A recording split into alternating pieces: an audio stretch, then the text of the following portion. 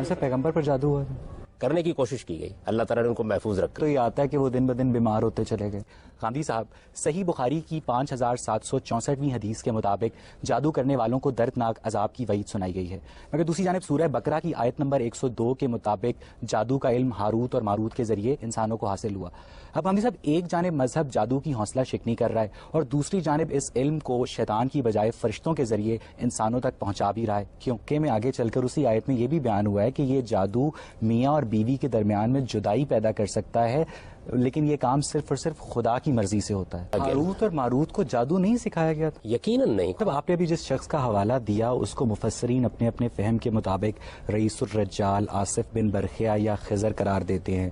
امام رازی اپنی تفسیر میں اس کو خود حضرت سلیمان قرار دیتے ہیں، اور مولانا مودودی کی تفہیم القرآن کے مطابق بھی وہ شخص بہرحال جن نہیں تھا جو ملکہ سبا کا تخت لے آیا.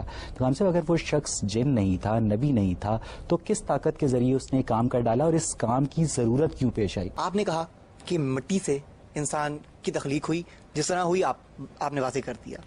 آگ کے اندر کوئی ایسی ایلیمنٹس موجود نہیں ہیں کہ جن سے ان سے کوئی چیز ڈیڈکٹ کی جا سکے، پہلی بات. دوسری بات یہ کہ ٹھیک ہے، آپ کی بات کو ہم مان لیتے ہیں کہ جنوں کو آگ سے تخلیق کیا تو آگ کی کوئی خاص ریڈکشن ہوگی جس کو ہم اپنے مطابق پرسیو کر لیں گے. لیکن آپ یہ بتا دیجئے کہ قرآن میں ہی کہا کہ انسانوں کو اور جنوں کو قیامت کی آگ میں ڈالا جائے گا. اب وہ آگ کیا ہوگی؟ اور اگر وہ آگ وہی آگ ہے جس کا ذکر آپ نے جنوں کی تخلیق میں کیا ہے، تو کیا وہی آگ جو کہ ان کی پیدائش کا باعث ہے ان کو جلانے کا باعث بھی بن جائے گی؟ سلامتی ہے ان آنکھوں پہ جو ہدایت پہ نظریں جمائے بیٹھی ہیں، ان کانوں پہ جو ذکر خیر کے منتظر رہتے ہیں، اور ان قدموں پہ جو ہدایت کی راہ پہ گامزن ہیں. السلام علیکم. پروگرام غامدی میں خوش آمدید. ناظرین، ہمالیہ کے کوہساروں سے لے کر افریقہ کے غاروں تک، اور امریکہ میں مایا تہذیب اور ریڈ انڈین سے لے کر مصر، عراق، بنگال، چین اور وسطی ہندوستان کے علاقوں تک پائے جانے والے تمام انسانی معاشروں میں ہر دور میں جادو کا تصور موجود رہا ہے. آج ہم اپنے شرکا اور محترم جاوید احمد غامدی کی باہمی گفتگو کے ذریعے جادو، جنوں اور دیگر مافوق الفطرت علوم کے متعلق ایک جدید ذہن میں پائے جانے والے سوالات کا منطق اور دلیل کی روشنی میں جائزہ لیتے ہوئے اس امر کا تعین کرنے کی کوشش کریں گے کہ مذہب میں ان امور کی شمولیت کس طرح مذہب کے اس بنیادی مقدمے کو مستحکم کرتی ہے جو انسانی نفس کی پاکیزگی اور حیات بعد از موت پر قائم ہے. کیا سامی مذاہب میں جادو کا تصور قدیم دیومالائی داستانوں سے منسوب ہے، اور کس حد تک مادی علوم میں انسانی ذہن کی ترقی نے جادو اور جنوں سے متعلق انسانوں کے مابین تشکیک یا یقین میں اضافہ کیا ہے؟ یہی بحث ہمارے آج کے اس پروگرام کا موضوع گفتگو ہے. غامدی صاحب، صحیح بخاری کی 5764ویں حدیث کے مطابق جادو کرنے والوں کو دردناک عذاب کی وعید سنائی گئی ہے، مگر دوسری جانب سورہ بقرہ کی آیت نمبر 102 کے مطابق جادو کا علم ہاروت اور ماروت کے ذریعے انسانوں کو حاصل ہوا. اب غامدی صاحب، ایک جانب مذہب جادو کی حوصلہ شکنی کر رہا ہے اور دوسری جانب اس علم کو شیطان کی بجائے فرشتوں کے ذریعے انسانوں تک پہنچا بھی رہا ہے. کیوں؟ یہ غلط فہمی دور کر لینی چاہیے. قرآن مجید نے یہ بات نہیں کہی. قرآن تو یہ بتاتا ہے کہ بابل میں جب سحر و ساحری کا بہت زیادہ غلغلہ ہوا تو اللہ تعالیٰ نے اچھے لوگوں کی تائید کے لیے اپنے 2 فرشتوں پر ایک علم اتارا. وہ جادو نہیں تھا. قرآن مجید کی اس آیت کو آپ پڑھیے، اس میں اللہ تعالیٰ نے جادو کا ذکر الگ سے کیا ہے اور ہاروت و ماروت پر اتارے جانے والے علم کا ذکر بالکل الگ سے کیا ہے. یہ جو علم ہے یہ بالکل اسی طرح کا ایک علم تھا جس طرح کا علم اس وقت بھی بہت سے لوگوں کے ہاں آپ کو ملتا ہے. اس کا تعلق اللہ تعالیٰ کی کتاب اور اسی طرح بعض کلمات کے خواص سے تھا. اس کے شواہد ہماری موجودہ زندگی میں بھی ملتے ہیں. میں خود ذاتی طور پر ان میں سے بہت سی چیزوں کا تجربہ رکھتا ہوں. اس کا جادو سے کوئی تعلق نہیں ہے. جادو ایک الگ علم ہے اور یہ ایک الگ علم ہے. ہاروت اور ماروت کو جادو نہیں سکھایا گیا تھا؟ یقیناً نہیں. قرآن مجید نے تو دیکھیے جو بات کہی ہے وہ یہ کہ ایک طرف یہ لوگ جادو کے پیچھے پڑے ہوئے ہیں اور دوسری طرف اس علم کے پیچھے پڑے ہوئے ہیں جو ہاروت و ماروت پر اللہ تعالیٰ نے اتارا تھا. یہ جملہ تو خود بتا رہا ہے کہ یہ 2 الگ الگ علوم ہیں. جادو ایک الگ علم ہے. جادو میں شیاطین سے استمداد کی جاتی ہے، ان سے مدد لی جاتی ہے. صاحب، آیت نمبر 102 میں یہ بیان کیا گیا ہے کہ لوگ ان سے کہتے تھے کہ یہ علم ہمیں سکھا دو، لیکن ہاروت اور ماروت پہلے ریلیکٹنٹ ہوتے تھے اور جب وہ زیادہ لوگ انسسٹ کرتے تھے تو وہ سکھا بھی دیتے تھے. اور پھر اس واقعے میں آگے چل کر اسی آیت میں یہ بھی بیان ہوا ہے کہ یہ جادو میاں اور بیوی کے درمیان میں جدائی پیدا کر سکتا ہے، لیکن یہ کام صرف اور صرف خدا کی مرضی سے ہوتا ہے. دیکھیے بات یہ جادو کے بارے میں کہا، یہ اس علم کے بارے میں کہا ہے، اور ان کے الفاظ یہ ہیں کہ انما نحن فتنہ فلا تکفر، ہم ایک آزمائش ہیں۔ دنیا میں جتنے علوم بھی ہیں وہ آزمائش ہوتے ہیں۔ مثال کے طور پر سائنس کا علم اپنی ذات میں کوئی برا علم نہیں ہے، لیکن وہ انسان کے لیے ایک بڑا امتحان بن گیا کہ وہ چاہے تو سائنس کے اس علم کے ذریعے سے انسانیت کی بہبود کے کام کرے، اور چاہے تو ایٹم بم بنا کر ہیروشیما اور ناگاساکی دونوں کو تباہ کر دے۔ تو یہ بات انہوں نے کہی تھی کہ ہمارے پاس جو علم ہے یہ غلط استعمال بھی ہو سکتا ہے، یہ صحیح استعمال بھی ہو سکتا ہے، اس کا تعلق استعمال سے ہے۔ یہ بات ہم فنون لطیفہ اور بحث کرتے ہوئے کر چکے ہیں کہ تمام فنون لطیفہ ایک جائز چیز ہے، لیکن ان کا استعمال غلط بھی ہو سکتا ہے، صحیح بھی ہو ہاروت اور ماروت کے ذریعے انسانوں تک جادو کا علم نہیں پہنچا؟ یقیناً نہیں، جادو ایک الگ علم ہے، وہ پہلے سے انسانوں کے پاس موجود تھا۔ بابل میں جب اس کا زیادہ غلغلہ ہوا اور بہت سے لوگ اس سے متاثر ہوئے تو اہل حق کی تائید کے لیے قرآن یہ بتاتا ہے کہ ہاروت و ماروت دو فرشتوں پر ایک اور علم ہوتا ہے۔ آیت نمبر 102 میں یہ آتا ہے نا کہ جادو میاں بیوی کے درمیان جدائی پیدا کر سکتا ہے، جادو کے بارے میں نہیں، صرف اس علم خدا کے کی بارے میں۔ مرضی سے۔ تو یہ اس خدا علم کے بارے میں۔ تو غامدی صاحب، خدا جو ہر چیز کا خالق ہے، جادو جیسے منفی علم کی تخلیق کیسے کر سکتا ہے؟ جادو کا تو وہاں ذکر ہی نہیں ہے، اللہ تعالیٰ نے جادو نہیں اتارا وہاں پر، اللہ تعالیٰ نے ہاروت و ماروت کے ذریعے سے ایک دوسرا علم ہاروت اور انسانوں ماروت کو پہ تک دوسرا علم آ گیا، لیکن اس آیت میں جادو کے ذکر میں یہ بیان کیا گیا ہے کہ جادو میاں اور بیوی کے درمیان جدائی پیدا کر سکتا ہے، اور یہ کام صرف خدا کی مرضی سے ہی ہوتا ہے۔ تو یہ جادو کے بارے میں نہیں، یہ ہاروت و ماروت پر نازل ہونے والے علم کے بارے میں، یعنی جو ہاروت اور ماروت پر علم نازل ہوا ہے وہ میاں بیوی کے درمیان جدائی پیدا کر سکتا ہے۔ وہ برے کاموں کے لیے بھی استعمال ہو سکتا ہے، اچھے کاموں کے لیے بھی استعمال ہو سکتا ہے۔ اچھا، وہ علم بالکل کون ایسے سا ہی تھا؟ جیسے لوہا ہے، وہ علم اس کون سے سا آپ تھا؟ تلوار بناتے ہیں، چاہے تو آپ جہاد کریں اور چاہے تو کسی بے گناہ کو قتل کر دیں۔ تو دنیا میں جتنے علوم بھی ہیں ان کا غلط استعمال بھی ہو سکتا ہے، صحیح استعمال بھی ہو سکتا ہے۔ قرآن نے وہاں یہ تبصرہ کیا ہے کہ ان بدبختوں کو ایک بہت اچھا علم دیا گیا، لیکن یہ اس کا غلط استعمال کرتے تھے۔ یہ بات قرآن میں، بابل والوں کو صرف یہ علم دیا گیا؟ بابل میں یہ علم اتارا گیا، یعنی بابل میں جب یہ لوگ اسیری کی زندگی بسر کر رہے تھے، یہود کے بارے میں قرآن مجید نے بھی بتایا ہے اور بائبل ہسٹری سے بھی معلوم ہوتا ہے کہ ایک لمبا عرصہ ان لوگوں نے اسیری کی زندگی میں بسر کیا ہے۔ اس وقت یہ معلوم ہوتا ہے تاریخ سے کہ وہاں بہت زیادہ شورا ہو گیا جادو اور اس طرح کے علوم کا، تو اہل حق کی تائید کے لیے اللہ تعالیٰ نے ایک دوسرا جادو کا اوریجن کیا ہے؟ جادو ایک نفسی علم ہے۔ دیکھیے بات یہ ہے کہ اس دنیا کے اندر دو طرح کے علوم ہیں، ایک وہ علوم ہے جن کا تعلق مادی حقائق کی دریافت سے ہے۔ آپ نے سائنسی علوم دریافت کیے ہیں، یہ دیکھیے ہم جہاں بیٹھے ہوئے ہیں، یہ معجزہ آپ کو حیرت زانی کر دیتا کہ ہم یہاں بیٹھے ہوئے ہیں اور ہماری بات ہو سکتا ہے کہ یہاں سے ہزاروں میل کے فاصلے پر اسی طرح سنائی دے۔ اسی طرح ایک آلے کے ذریعے سے آپ ہماری صورت، ہماری حرکات کو منتقل کر دیں۔ ایک فٹ بال کا میچ ہو رہا ہوتا ہے اور ہم اس کے ایک ایک جزیے کو یہاں بیٹھے ہوئے دیکھ رہے ہوتے ہیں۔ آج سے 200 سال پہلے کے آدمی کو اٹھائیے، وہ بالکل پاگل ہو جائے گا، یعنی وہ اندازہ ہی نہیں کر سکتا یہ سب کچھ ہو گیا، کیا ہوا ہے۔ اسی مادی کائنات کے اندر سے بعض چیزوں کو دریافت کر لیا۔ جادو خدا نے بنایا؟ یہ جس طرح سے یہ مادہ خدا نے بنایا، اس طرح آپ کا نفس بھی خدا نے بنایا ہے۔ تو نفس کے اندر جب آپ تحقیق کرتے ہیں تو جس طرح مادی حقائق کو دریافت کر کے آپ نے سائنس کے عجوبے دکھائے ہیں، اسی طرح نفس کے حقائق کو جادو دریافت کے کر کے اندر یہ صلاحیت ہوتی ہے کہ وہ انسانوں کو مار سکے؟ آپ کے جو مادی علوم ہیں ان کے اندر کیا کیا صلاحیتیں موجود ہیں۔ اندھی گولی آتی ہے، مار دیتی ہے، لیزر کی شعاعیں آتی ہیں، مار دیتی ہیں، یعنی بے شمار چیزیں ہیں۔ مجھے حیرت ہوتی ہے کہ مادی علوم کی اس تحقیق پر تو آپ بڑا ناز کرتے ہیں کہ دیکھو ہم نے کیا کچھ ایجاد کر لیا، اس میں مہلک چیزیں بھی ہیں اور اس میں انسانی بہبود کی چیزیں۔ ہاروت اور ماروت نے جو علم لوگوں کو سکھایا، اس علم کو ہم کیا کہتے ہیں؟ اس علم کے مختلف لوگوں نے نام رکھے ہوئے ہیں۔ کچھ لوگ کہتے ہیں کہ ایک نوری علم تھا، کچھ لوگ کہتے ہیں کہ یہ کلمات و خواص کا علم تھا۔ تو اس علم کے بارے میں آپ سفید کو جادو کہہ سکتے ہیں اس کو؟ جادو نہیں کہہ سکتے اس کو، اس لیے کہ جادو بالکل ایک الگ چیز ہے۔ جادو میں شیاطین داخل ہو جاتے ہیں اور شیاطین جن سے بھی اس میں استمداد کی جاتی ہے۔ کوئی عام آدمی سیکھ سکتا ہے جو ہاروت اور ماروت نے بابل کے لوگوں کو کیوں نہیں سیکھ سکتا؟ اس زمانے میں اس کے ماہرین موجود ہیں، مجھے خود اس کا ذاتی تجربہ ہے۔ میں نے اس سے پہلے بھی یہاں ذکر کیا تھا کہ ڈاکٹر جاوید اقبال صاحب نے اپنی کتاب گریباں چاک میں جو حال میں شائع ہوئی ہے اپنا واقعہ بیان کیا ہے کہ وہ ایک جزیرے میں سیر کر رہے تھے اور ان کے ساتھ ہندوستان کے بلکہ بر صغیر کے ایک بڑے عالم بھی تھے۔ انہوں نے دیکھا کہ ان کو یہاں کسی چیز نے کاٹ لیا ہے، بازو بالکل سن ہو گیا، وہ چلنے میں بھی دقت محسوس کر رہے تھے۔ یک بیک جو ساتھ چل رہے تھے عالم، انہوں نے ان سے پوچھا کہ یہ کیا معاملہ ہوا، انہوں نے بتایا تو انہوں نے بس ہاتھ رکھا اور اس کے بعد نہ وہاں سوجن تھی اور نہ وہاں کسی قسم کا کوئی التہاب تھا۔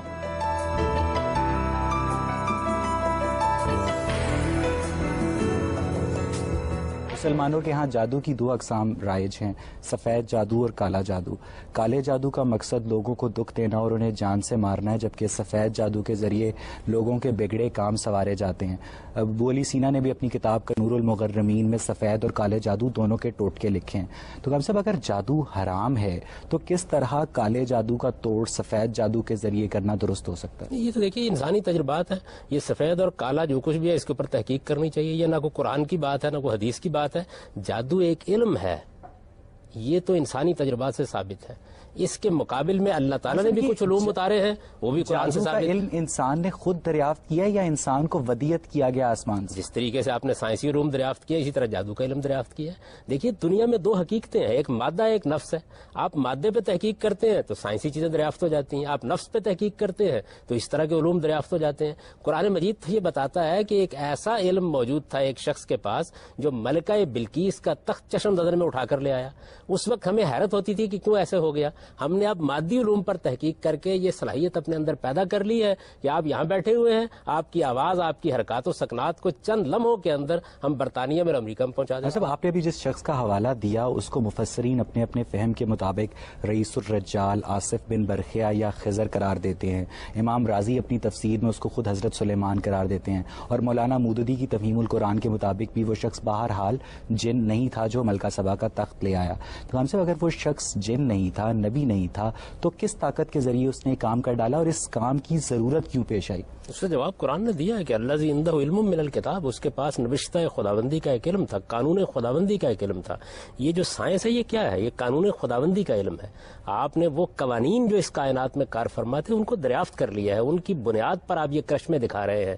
آج سے 200-400 سال بعد اگر دنیا تباہ ہو وہ جائے، شخص کون تھا جو ملکہ سبا کا تخت لے آیا؟ انسانوں میں سے ایک انسان تھا، جس طرح آئنسٹائن ہے، یعنی جس جن طرح نہیں نیوٹن تھا۔ ہے، جس طرح آج کے محققین، یعنی وہ جن نہیں تھا۔ یہ تو قرآن نے واضح کر دیا ہے کہ ایک جن نے یہ کہا کہ میں یہ تخت آپ کے دربار برخاست کرنے تک لا سکتا ہوں، لیکن اس نے یہ کہا الذی عندہ علم من الکتاب، جس کے پاس نوشتہ خداوندی، قانون خداوندی کا ایک علم تھا، اس نے کہا کہ میں چشم نظر میں لا دیتا ہوں، اور سیدنا سلیمان نے دیکھا تو سامنے تخت موجود تھا۔ قانون خداوندی کا علم اس شخص کے پاس کہاں سے آیا؟ سیکھنے سے، جیسے آپ نے سیکھا ہے۔ کس سے سیکھا؟ یہ بالکل ایسے جیسے آپ سیکھتے ہیں۔ اس وقت سائنسی علوم آپ کیسے سیکھتے ہیں؟ اس زمانے میں ان علوم کے بڑے بڑے ماہرین موجود تھے، وہ سیکھتے تھے، وہ سکھاتے تھے۔ نفسی علوم کا ایک پورا دور رہا ہے۔ اصل میں پہلا دور انسانیت کا وہ ہے جس میں نفسی علوم پر لوگوں نے تحقیقات کی۔ یہ جس کے کچھ آثار آپ کو ٹیلی پیتھی میں اور جس کے کچھ مسمرزم میں اور جس کے کچھ ہپنوٹزم میں اب ملتے ہیں، پیرا سائیکالوجی میں جن چیزوں پر تحقیق کی جاتی ہے، یہ کیا ہے؟ یہ نفس انسانی ہے۔ آپ تنویم ایک نیند طاری کر دیتے ہیں۔ عمل تنویم کے ذریعے سے آپ انسان کے لاشعور اور تحت الشعور کو کریدنے میں کامیاب ہو سکتے ہیں۔ آپ پیچھے چلے جاتے ہیں، آپ دیکھیے فرائڈ کی تحقیقات، یونگ کی تحقیقات، وہ کیا بتاتے ہیں آپ کو؟ وہ یہ بتاتے ہیں کہ اس کے ذریعے سے انہوں نے بہت قریب میں جا کر، جب انسان کا شعور بھی پوری طرح پختہ نہیں ہوا ہوتا، اس کے اندر کی حقیقتوں کو دریافت کیا ہے۔ تو انسانی نفس بھی ایک پوری کی پوری دنیا ہے۔ یعنی آپ جادو کو برحق سمجھتے ہیں؟ ایک علم ہے، علوم میں سے برحق یا ناحق ہونے کا کیا سوال ہے؟ وہ غلط بھی استعمال ہو سکتا ہے، صحیح بھی استعمال ہو سکتا ہے۔ علوم میں سے جادو کا صحیح استعمال کیا؟ بالکل ایسے ہی ہے کہ جس طرح آپ کہیں سائنس کو آپ برحق سمجھتے ہیں، جادو کا صحیح استعمال کیا ہو سکتا ہے؟ آپ کسی اچھے مقصد کے لیے بھی استعمال کر سکتے ہیں۔ آپ دیکھیے بہت سے لوگ ہیں جو جادو کا استعمال کر کے شوبدے دکھاتے ہیں، بچے خوش ہو جاتے ہیں، اس سے بڑا اچھا استعمال ہے، لیکن آپ کسی کو نقصان پہنچانے کے لیے بھی استعمال کر سکتے ہیں۔ یہ تو علوم میں سے ایک علم ہے۔ تو آپ علوم کے بارے میں آخر اس میں بند کیوں ہو جاتے ہیں؟ جادو کے ذریعے اور جنوں کو کیپچر کر کے جو انسان اپنی خواہشات کی پاسداری چاہتا ہے، چاہے وہ مثبت ہوں چاہے وہ منفی ہوں، تو کیا وہ انسان کی اس قوت ارادی کو کمزور نہیں کرتی جو انسانی مسائل کو حل کرنے کا واحد کیا کر رہی ہے؟ ٹیکنالوجی کا جو یہ غیر معمولی سیلاب ہے، اس نے کیا کیا ہے؟ آج آپ پوری دنیا تک اپنی بات پہنچا سکتے ہیں، آپ گھروں کے اندر پہنچ گئے ہیں، آپ بیڈ روم میں داخل ہو گئے ہیں، آپ اپنے کلچر کو وہاں تک پہنچا سکتے ہیں، آپ نے انسانوں کے دماغوں کو مسخر کر لیا ہے، آپ کے جہاز اڑتے ہیں، آپ کے ڈرون طیارے آتے ہیں، وہ انسانوں کے اوپر گولہ باری کر ڈالتے ہیں، کسی کے بس میں نہیں ہوتا کہ ان کے مقابلے میں کھڑا ہو سکے، وہ جاسوسی کرتے ہیں، وہ زمین کے اندر کی چیزوں کو دیکھ لیں۔ یہ تو سب سائنس ہے، ہم جادو کی بات کر رہے ہیں۔ وہ بھی ایک سائنس ہے، اس کا تعلق نفس سے ہے، اس کا تعلق مادے سے ہے۔ آپ یعنی سائنس کا لفظ استعمال کر کے بچ جائیں گے، یہ بھی ایک علم ہے، وہ بھی ایک علم ہے۔ صرف یہ ہے کہ دونوں کا ماخذ الگ الگ ہے۔ ایک کا ماخذ مادہ ہے جس پر آپ تحقیق کر رہے ہیں، دوسرے کا ماخذ نفس ہے جو انسان کے اندر پایا جاتا ہے۔ کالا جادو ایک شیطانی علم ہے۔ دیکھیے بات یہ ہے کہ جس طرح مختلف علوم ہیں، ان علوم میں سے کچھ علوم اچھے ہوں گے، کچھ علوم برے ہوں گے۔ جب شیاطین سے آپ استمداد کرتے ہیں یا جنات سے آپ ربط پیدا کرتے ہیں تو اس کے اندر بعض خبائث بھی شامل ہو جاتے ہیں۔ اس وجہ سے بعض علوم برے ہیں، بعض علوم اچھے ہیں۔ صاحب یہاں ایک مسئلہ یہ ہے کہ جنوں اور شیاطین سے رابطہ کر کے ایک عامل یا فقیر انفرادی سطح پر کسی دوسرے شخص کو جان سے مار سکتا ہے، اسے دکھ دے سکتا ہے، اسے بیمار کر سکتا ہے، لیکن گاندھی صاحب جب ہم اس کو کلیکٹیو لیول پر دیکھتے ہیں تو ایک بڑی خوفناک صورتحال یہ سامنے آتی ہے کہ امریکی فوج عراق پر حملہ کرتی ہے۔ آپ جانتے ہیں کہ بابل بھی عراق میں تھا، عراق کا جادو ساری دنیا میں مشہور ہے، تو گاندھی صاحب کیا یہ عراقی جادوگروں کے لیے ممکن نہیں کہ وہ امریکی فوج کو پیچھے کر سکے جنوں اور جادوؤں کی مدد سے؟ دیکھیے یہ تو آپ کہہ رہے ہیں نا کہ وہ کیا کر سکتے ہیں، مجھے نہیں معلوم وہ کیا کر سکتے ہیں، اس کے تجربات کرنے چاہیے کیا کر سکتے ہیں۔ میں تو یہ جانتا ہوں کہ وہ ایک علم تھا، اس کے حدود کیا تھے وہ میں نہیں جانتا، اس وجہ سے کہ اس علم کے ماہرین کے پاس آپ کو جانا چاہیے اور دیکھنا چاہیے وہ کیا کر سکتے ہیں۔ ہو سکتا ہے یہ صلاحیت ان کے اندر نہ پائی جاتی ہو، اللہ تعالیٰ نے ہر علم کے کچھ حدود مقرر کیے ہیں، سائنسی علم کے بھی حدود ہیں۔ کیا سائنسی علم کے بعض اکتشافات کو دیکھ کر ہم یہ کہہ سکتے ہیں کہ تم یہ اور یہ کر سکتے ہیں؟ کالے جادو کو سیکھنا درست ہے اس نیت سے کہ میں اس کو برے مقاصد کے لیے استعمال نہیں ہونے دوں گا؟ اس میں آپ جب سیکھتے ہیں تو آپ کو اپنے ایمان سے، اپنے عقیدے سے دستبردار ہونا پڑتا ہے، شیاطین سے تعلق پیدا کرنا پڑتا ہے، بہت سے غلط کام کرنے پڑتے ہیں، اس لیے کسی مسلمان کو اسے نہیں سیکھنا چاہیے۔ اس کا تعلق تو اخلاقی حدود سے اور آپ کے عقائد سے، ورنہ علم تو ہے۔ ہم صاحب شیطان کالے جادو کا خالق ہے کہا جاتا ہے، ہم صاحب اور شیطان کا خالق خدا ہے، تو کیا خدا بھی کالے جادو کا خالق ہے؟ دیکھیے بات یہ ہے کہ اللہ تعالیٰ نے انسان کو پیدا کیا ہے، انسان بے شمار غلط کام کرتا ہے، وہ انسان اپنے ارادے اور اختیار سے کرتا ہے، تو ان کے بارے میں خدا کو متون کیا جائے گا؟ خدا نے تو ایک ایسی شخصیت بنائی جس شخصیت میں خیر بھی رکھا، جس میں شر بھی رکھا۔ یہی معاملہ جنات کا ہے، جنات کو بھی اللہ تعالیٰ نے ایک مخلوق کے طور پر بنایا، ان میں خیر و شر کے دائیات رکھے، ان میں اچھے بھی ہیں، ان میں برے بھی ہیں، وہ یہ اچھائی بھی اپنے ارادے سے اختیار کرتے ہیں، برائی بھی اپنے ارادے سے۔ بات یہ ہے کہ جیمز جارج فریزر نے جادو سے متعلق اپنی مشہور کتاب دا گولڈن باؤ میں جادوئی رسومات کے دو طریقے بیان کیے ہیں، تمثیلی اور متعدی جادو۔ تمثیلی جادو میں دشمن کے پتلے میں اس یقین کے ساتھ سوئیاں چبھوئی جاتی ہیں کہ اس پتلے کے جس عضو میں سوئی چبھوئی جائے گی دشمن کا وہی عضو تکلیف میں مبتلا ہو جائے گا۔ اب ہمیں صحیح بخاری کی 5763 حدیث سے بھی یہ پتہ چلتا ہے کہ لبید بن عاصم نے پیغمبر اسلام پر اسی طرح کا جادو کیا، تو ہم سب ایک جدید ذہن ان واقعات کو منوان کس طرح قبول کر سکتا ہے؟ میں یہ کہتا ہوں کہ جو کچھ آپ آج واقعات بیان کر رہے ہیں، اگر آج دنیا تباہ ہو جائے اور ایک کتاب میں یہ لکھا ہوا ہو کہ ہم اس طریقے سے یہاں بات کرتے تھے، اس طریقے سے نشر ہوتی تھی، ایسے انسانوں تک پہنچتی تھی، اس طرح سے طیارے اوپر اڑتے تھے اور اس طریقے سے زمین کے اندر کی چیزوں کو دیکھ لیتے تھے، تو وہ کیسے باور کرے گا؟ تو جس طریقے سے آپ اس وقت مادی علوم کا مطالعہ کرتے ہیں، آپ یہ دیکھیے کہ آپ جب بیان کرتے ہیں نا کہ انسان چاند پر پہنچ گیا، تو آپ کسی دیہات میں جائیں، وہاں لوگ اس کا مذاق اڑا رہے ہوتے ہیں۔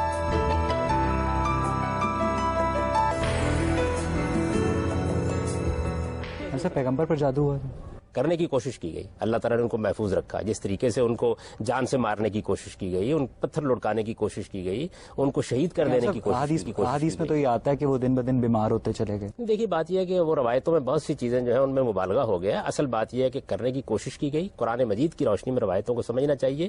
قرآن میں یہ جو آیت ہے ہاروت و ماروت کی، یہ سلسلے میں آئی ہے کہ قرآن مجید نے یہ بیان کیا کہ دیکھو یہ اتنے بدبخت ہیں کہ بجائے اس کے کہ پیغمبر سے ہدایت حاصل کرتے، انہوں نے ان علوم کے پیچھے پڑھ کر پیغمبر کی دعوت کو نقصان پہنچانے کی کوشش کی ہے۔ یہ کوشش انہوں نے کی، وہ اس میں کامیاب نہیں ہوئے۔ اس بات کو قرآن مجید نے واضح کر دیا ہے اور اس بات کو روایتوں میں واضح کر دیا گیا ہے۔ باقی یہ ہے کہ جب اس طرح کا کوئی معاملہ ہوتا ہے تو بیان کرنے والے بہت مبالغہ آمیزی کر دیتے ہیں، اس کے اندر اسی طرح کی مبالغہ آمیزی۔ بابل کی میتھولوجی پڑھنے سے ہمیں یہ پتہ چلتا ہے کہ زہرہ بابل کی ایک حسین رقاصہ تھی اور اس کی اصلاح پر دو فرشتوں ہاروت اور ماروت کو دیوتاؤں نے مقرر کیا، لیکن وہ اتنی خوبصورت تھی کہ وہ دونوں فرشتے ہاروت اور ماروت اس کے عشق میں گرفتار ہو گئے اور اس جرم پر دیوتاؤں نے انہیں چاہے بابل پر لٹکا دیا۔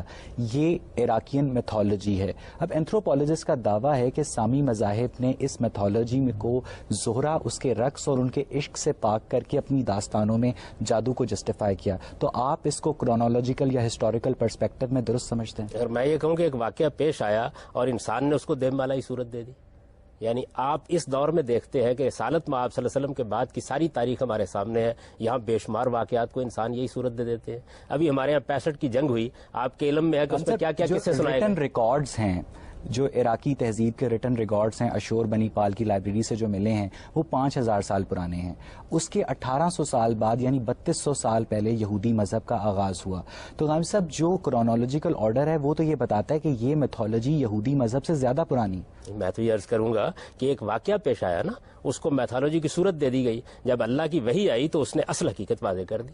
یعنی یہ تو سوچنے کا انداز ہے نا آپ کا، کس طرح سوچیں گے. آج بھی ہم یہی کر رہے ہیں. میں تو ہمیشہ حاضر کو دیکھ کر ماضی کو سمجھنے کی کوشش کرتا ہوں، یہی کر رہے ہیں. یعنی مذہب کے نام پر جو توہمات ہیں، جو غلط عقائد ہیں، جو مشرکانہ رسوم ہے، وہ اس وقت بھی موجود ہے. حالانکہ رسول اللہ ان کو بالکل صاف کر کے گئے تھے. آج بھی ہم قرآن کی روشنی میں اس کی اصلاح کرتے ہیں. یہی کام اللہ تعالیٰ کی کتابوں نے کیا ہے. ٹھیک ہے غام صاحب، یہاں سے ہم گفتگو کو آڈینس کی طرف لے کے چلیں گے. جی آپ. ہاروت اور ماروت کا ذکر کیا گیا ہے کہ ان کا جادو یا ان کا علم جو تھا وہ ایک شوہر کو اس کی بیوی سے الگ کرنے کے لیے استعمال ہو سکتا تھا. آپ نے کہا کہ یہ اس کے استعمال پر ڈیپینڈ کرتا ہے، جس طرح کہ آج کے جدید علوم ہے، ایک گولی بھی اسی سے ایجاد ہوتی ہے اور ایک گاڑی بھی اسی سے ایجاد ہوتی ہے، لیکن یہ اس کے استعمال پہ ڈیپینڈ کرتا ہے. بات یہ کہ جب ایک برا علم جادو اس سے پہلے موجود تھا تو پھر ہاروت اور ماروت کے علم کو نیگیٹولی کیوں یوز کیا گیا جبکہ جادو کو یوز کیا جا سکتا تھا نیگیٹو یوزیج کے لیے؟ یہ جادو کے بارے میں نے پہلے عرض کر دیا کہ جادو کو سیکھتے وقت آپ کو اپنے عقائد سے دستبردار ہونا پڑتا تھا، آپ کو شیاطین سے استمداد کرنی پڑتی تھی. اس وجہ سے جادو سے تو عام طور پر غلط لوگ ہی فائدہ اٹھاتے تھے. یہ جب علم نازل کیا گیا تو اس کے اچھے مقاصد بھی تھے اور اس سے برا کام بھی لیا جا سکتا تھا. تو انسانوں کو اللہ تعالیٰ نے اسی آزمائش میں مبتلا کر رکھا ہے. وہ اس دنیا کی حقیقتوں کو اگر سمجھیں تو اس سے اچھے نتائج بھی نکال سکتے ہیں اور برے نتائج بھی نکال سکتے ہیں. علم جب دیا جائے گا تو اس میں دونوں استعمال ہوں گے. سائنس میں آپ دیکھ لیجئے بالکل یہی ہوا ہے. اللہ کا دیا ہوا علم ہے، انسان نے دریافت کیا ہے. برا استعمال بھی موجود ہے، اچھا استعمال بھی موجود ہے، لیکن عقل کیا کہتی ہے، اخلاق کیا کہتا ہے کہ آپ اس کو اچھا استعمال کریں. تو قرآن نے وہاں یہ بات بیان کی ہے کہ یہ اتنے بدبخت ہیں کہ ان کو ایک بہت اچھا علم دیا گیا، یہ اس کا بھی غلط استعمال کرتے ہیں. اب تک کی بحث کے بعد یہ بات سامنے آ رہی ہے کہ جادو ایک الگ علم ہے اور ہاروت اور ماروت کے ذریعے جو علم اتارا گیا وہ ایک الگ علم ہے. ہم سب اب جو علم حدیث ہے وہ انسان حدیث کی کتابیں پڑھ کر سیکھ لیتا ہے، علم تفسیر ہے وہ انسان مفسرین کی کتابیں پڑھ کر سیکھ لیتا ہے. تو جو ہاروت اور ماروت کے ذریعے علم بابل کے لوگوں تک پہنچایا گیا، اس کو سیکھنے کے لیے مذاہب کی بنیادی ماخذوں کی کتابیں کہاں ہیں؟ نہیں دیکھیے، مذاہب کا تو یہ مسئلہ ہی نہیں ہے. یہ تو ایک تاریخی واقعہ بیان کیا قرآن مجید نے. اس مذہب کا کیا تعلق ہے؟ مذہب کوئی ان چیزوں کا نام نہیں ہے. یہ تو ایک واقعہ ہے جو بیان کیا گیا ہے کہ ایسا ہوا. مثال کے طور پر یہ کہ سیدنا سلیمان کے دربار میں جنات تھے اور جنات اس طریقے سے کام کرتے تھے. یہ قرآن نے ایک واقعہ بیان کیا ہے. تو اس کا مذہب سے کیا تعلق ہے؟ مذہب تو نام ہے اس چیز کا کہ آپ اپنے نفس کو پاکیزہ بنائیں، آپ اس کو پیوریفائی کریں، آپ اللہ کے حقوق ادا کریں، آپ بندوں کے حقوق ادا کریں. بات یہ ہے کہ جادو صرف نیگیٹو ہے اور ہاروت اور ماروت کا جو علم ہے اس کا نیگیٹو یوز بھی ہو سکتا ہے اور پازیٹو یوز بھی ہو سکتا ہے. فرق سمجھ لیجئے. پہلے جادو اپنی ذات میں ایک بری چیز ہے. وہ انسانوں کے پاس آتا ہی شیاطین کے ذریعے سے ہے. اس میں آپ استمداد ہی ان ہستیوں سے کرتے ہیں کہ جو شیطانی ہستیاں ہیں، جبکہ یہ علم اپنی ذات میں ایک پاکیزہ علم ہے. اس کا استعمال غلط بھی ہو سکتا ہے. یعنی یہ نوری علم اور کالا علم ہے. آپ نوری علم کا نام استعمال کر سکتے ہیں، کوئی استعمال کر سکتے ہیں. یہ علم موجود ہے، اس وقت بھی دنیا میں موجود ہے، اس کے ماہرین موجود ہیں. اس وقت آپ چاہیں تو اس کے ماہرین سے مل سکتے ہیں. کالے علم کا توڑ نوری علم سے کیا جا سکتا ہے. ظاہر بات ہے کہ جب دونوں علوم ہیں تو ان میں سے ایک دوسرے کے خلاف بھی استعمال ہو سکتے ہیں اور ہوتے ہیں. آج کے زمانے میں بھی ہوتے ہیں. میں تو آج بھی بہت سے اس طرح کے لوگوں کو جانتا ہوں. اگر کسی کے اوپر کالا جادو ہو جائے تو اسے کسی عامل سے رابطہ کرنا چاہیے یا خود قرآن مجید کی موضع 3 کی آیات تلاوت کرنی چاہیے؟ یہ بات یہ ہے کہ جس وقت آپ کو کوئی بیماری لاحق ہو جاتی ہے تو آپ کیا کرتے ہیں؟ آپ دونوں کام کرتے ہیں. آپ ماہرین کے پاس جاتے ہیں، ڈاکٹروں کے پاس جاتے ہیں، علاج معالجہ کراتے ہیں، حکیموں کے پاس جاتے ہیں، آپ کسی ہومیوپیتھ کے پاس جائیں گے، آپ کسی جدید طب کے ماہر کے پاس جائیں گے. اس کے ساتھ آپ مزید کیا کرتے ہیں؟ اللہ سے دعا کرتے ہیں. تو معوذتین اللہ سے دعا ہے، اللہ سے دعا بھی کرنی چاہیے. اور اس کے ساتھ اگر آپ کو معلوم ہو کہ کوئی اس کا علاج جانتا ہے تو ضرور اس کے پاس آپ جائیں، لیکن یہ تحقیق کر لیں کہ اس میں کوئی مشرکانہ چیز نہ ہو، کوئی خرابی کی بات نہ ہو اور آدمی واقعی کسی علم کا ماہر ہو. بالکل ایسے ہی جس طرح ڈاکٹر کے پاس جائیں گے تو معلوم کر لیں کہ پڑھا لکھا ہو. غامدی صاحب، سورہ رحمان کی آیت نمبر 55 میں اللہ تعالیٰ نے فرمایا ہے کہ انسانوں کی جنوں کی تخلیق آگ سے ہوئی ہے. جاننا یہ ہے غامدی صاحب کہ آگ ایک کیمیائی عمل ہے، بذات خود کوئی چیز نہیں ہے، یعنی ری ایکشن ہے، ایکشن نہیں ہے. تو پھر کس طرح ایک مریش ہے جس کا وجود ہے ایک غیر مریش ہے کو وجود میں لا سکتی ہے؟ یہ بات یہ ہے کہ یہ تو جو آگ کا لفظ استعمال کیا گیا ہے وہ اس زمانے کی تعبیر کے لحاظ سے ہے. اصل میں مادہ 3 صورتوں میں ہمارے پاس موجود ہے. اس کی ایک صورت وہ ہے جس کو آپ ٹھوس شکل میں دیکھتے ہیں، جس میں آپ کہتے ہیں کہ یہ چیز مٹی سے بنی ہے مثال کے طور پر. ایک اس کی وہ فارم ہے کہ جس کو آپ انرجی سے تعبیر کرتے ہیں، اور ایک فارم وہ ہے جس کو آپ لائٹ سے یا روشنی سے تعبیر کرتے ہیں. تو بظاہر تو یہ معلوم ہوتا ہے کہ تینوں سے اللہ تعالیٰ نے 3 مخلوقات بنائی ہیں. انسان کو مٹی سے بنایا ہے تو اب یہ تو نہیں ہے کہ آپ مٹی کو میرے وجود میں دیکھتے ہیں, اس کو ایک بالکل دوسری کیمیائی صورت دے دی ہے, آپ اس کا کوئی ربط ہی مٹی سے نہیں پاتے. لیکن اب ہم نے جان لیا اس بات کو کہ یہ اصل میں ہماری زمین ہی کے اجزاء ہیں جن سے ہمارا وجود بنا ہے. بالکل اسی طرح سے اللہ تعالیٰ نے آگ سے یا انرجی سے ایک مخلوق بنا دی, جس مخلوق کو اس نے غیر مرئی بھی بنا دیا.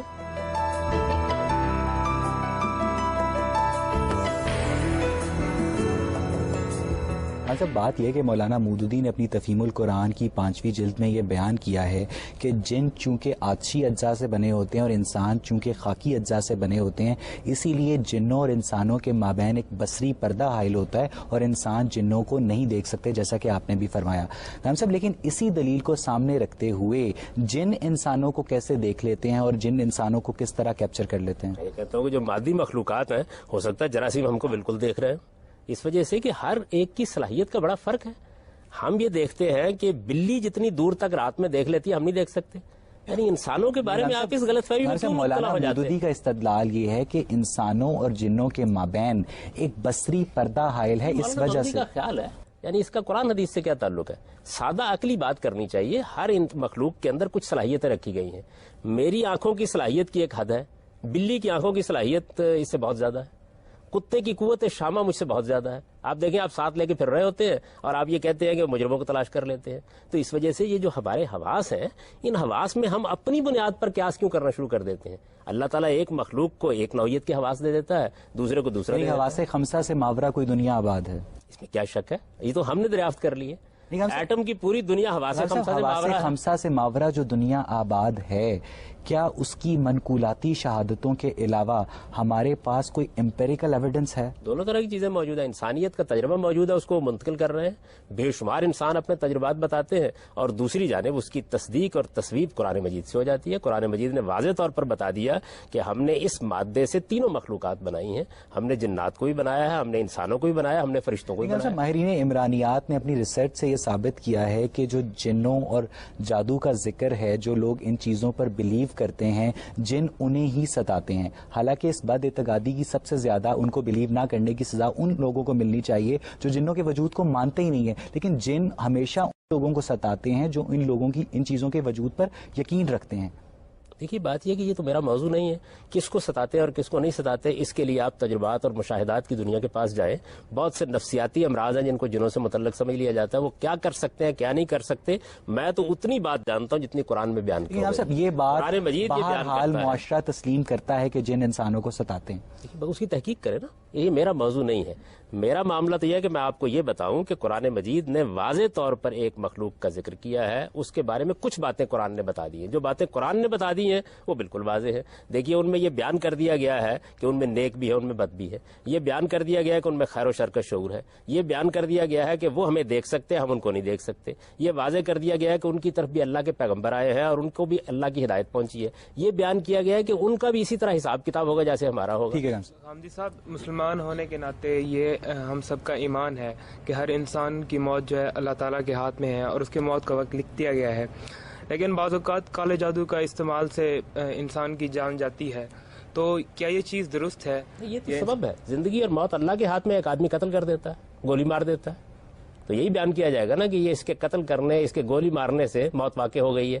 یہ تو اللہ کا علم ہے جس کو بیان کیا جاتا ہے کہ اللہ پہلے سے جانتے ہیں کہ کیا سبب بنے گا اور اس کے نتیجے میں اس کی موت واقع ہو جائے گی. دوسری بات جو ہمارے ایمان میں ہے, عقیدے میں ہے, اور بالکل عقل اس کا تقاضا کرتی ہے کہ ایسا ہی ہونا چاہیے کہ اللہ کے اذن کے بغیر یہ نہیں ہو سکتا. اذن کا مطلب کیا ہے کہ اللہ تعالیٰ ہونے دے گا تو ہو جائے گا, اور اگر روکنا چاہے گا تو روک دے گا. تو یہ تو مادی معاملات میں بھی ایسے ہی ہو رہا ہے.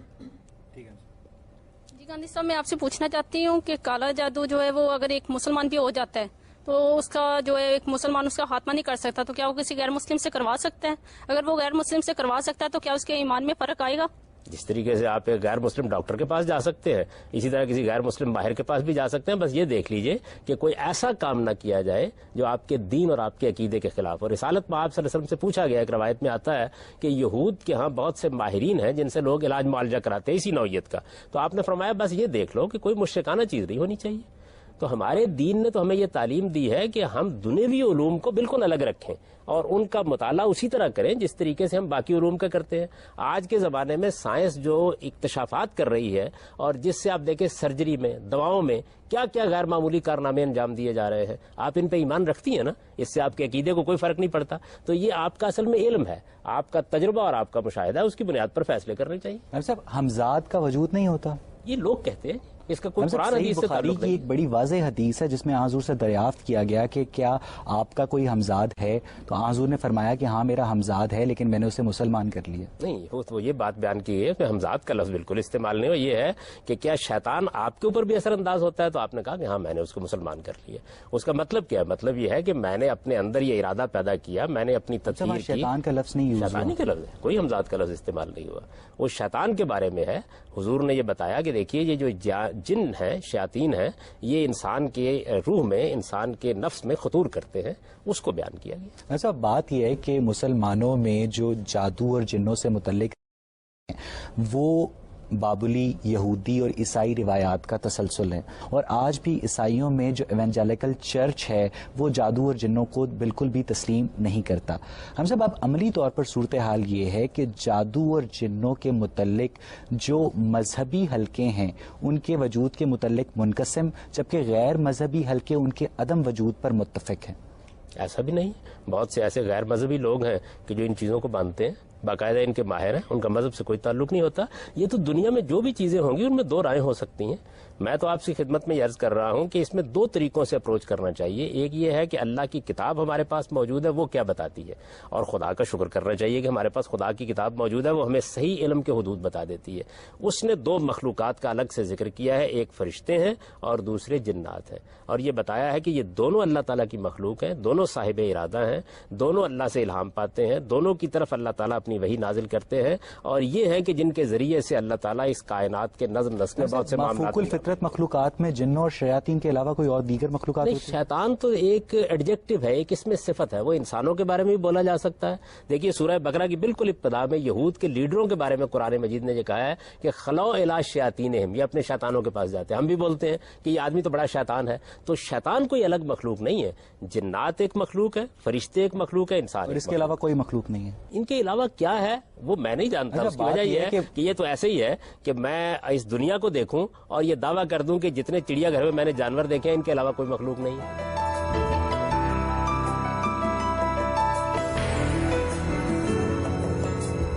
بات یہ کہ مافوق الفطرت مخلوقات میں ہمیں جنوں، شیاطین، آل، راکشس، دیو، غول، نسناس، پون، شیخ سدو، چڑیل، ڈائن اور افریت وغیرہ کا ذکر ہمیں لوگ کہانیوں میں ملتا ہے. ہم سب اس میں سے سامی مذاہب صرف جنوں کو اور شیاطین کو جو ایڈجیکٹو ہے مانتے ہیں اور باقیوں کو بالکل نہیں مانتے.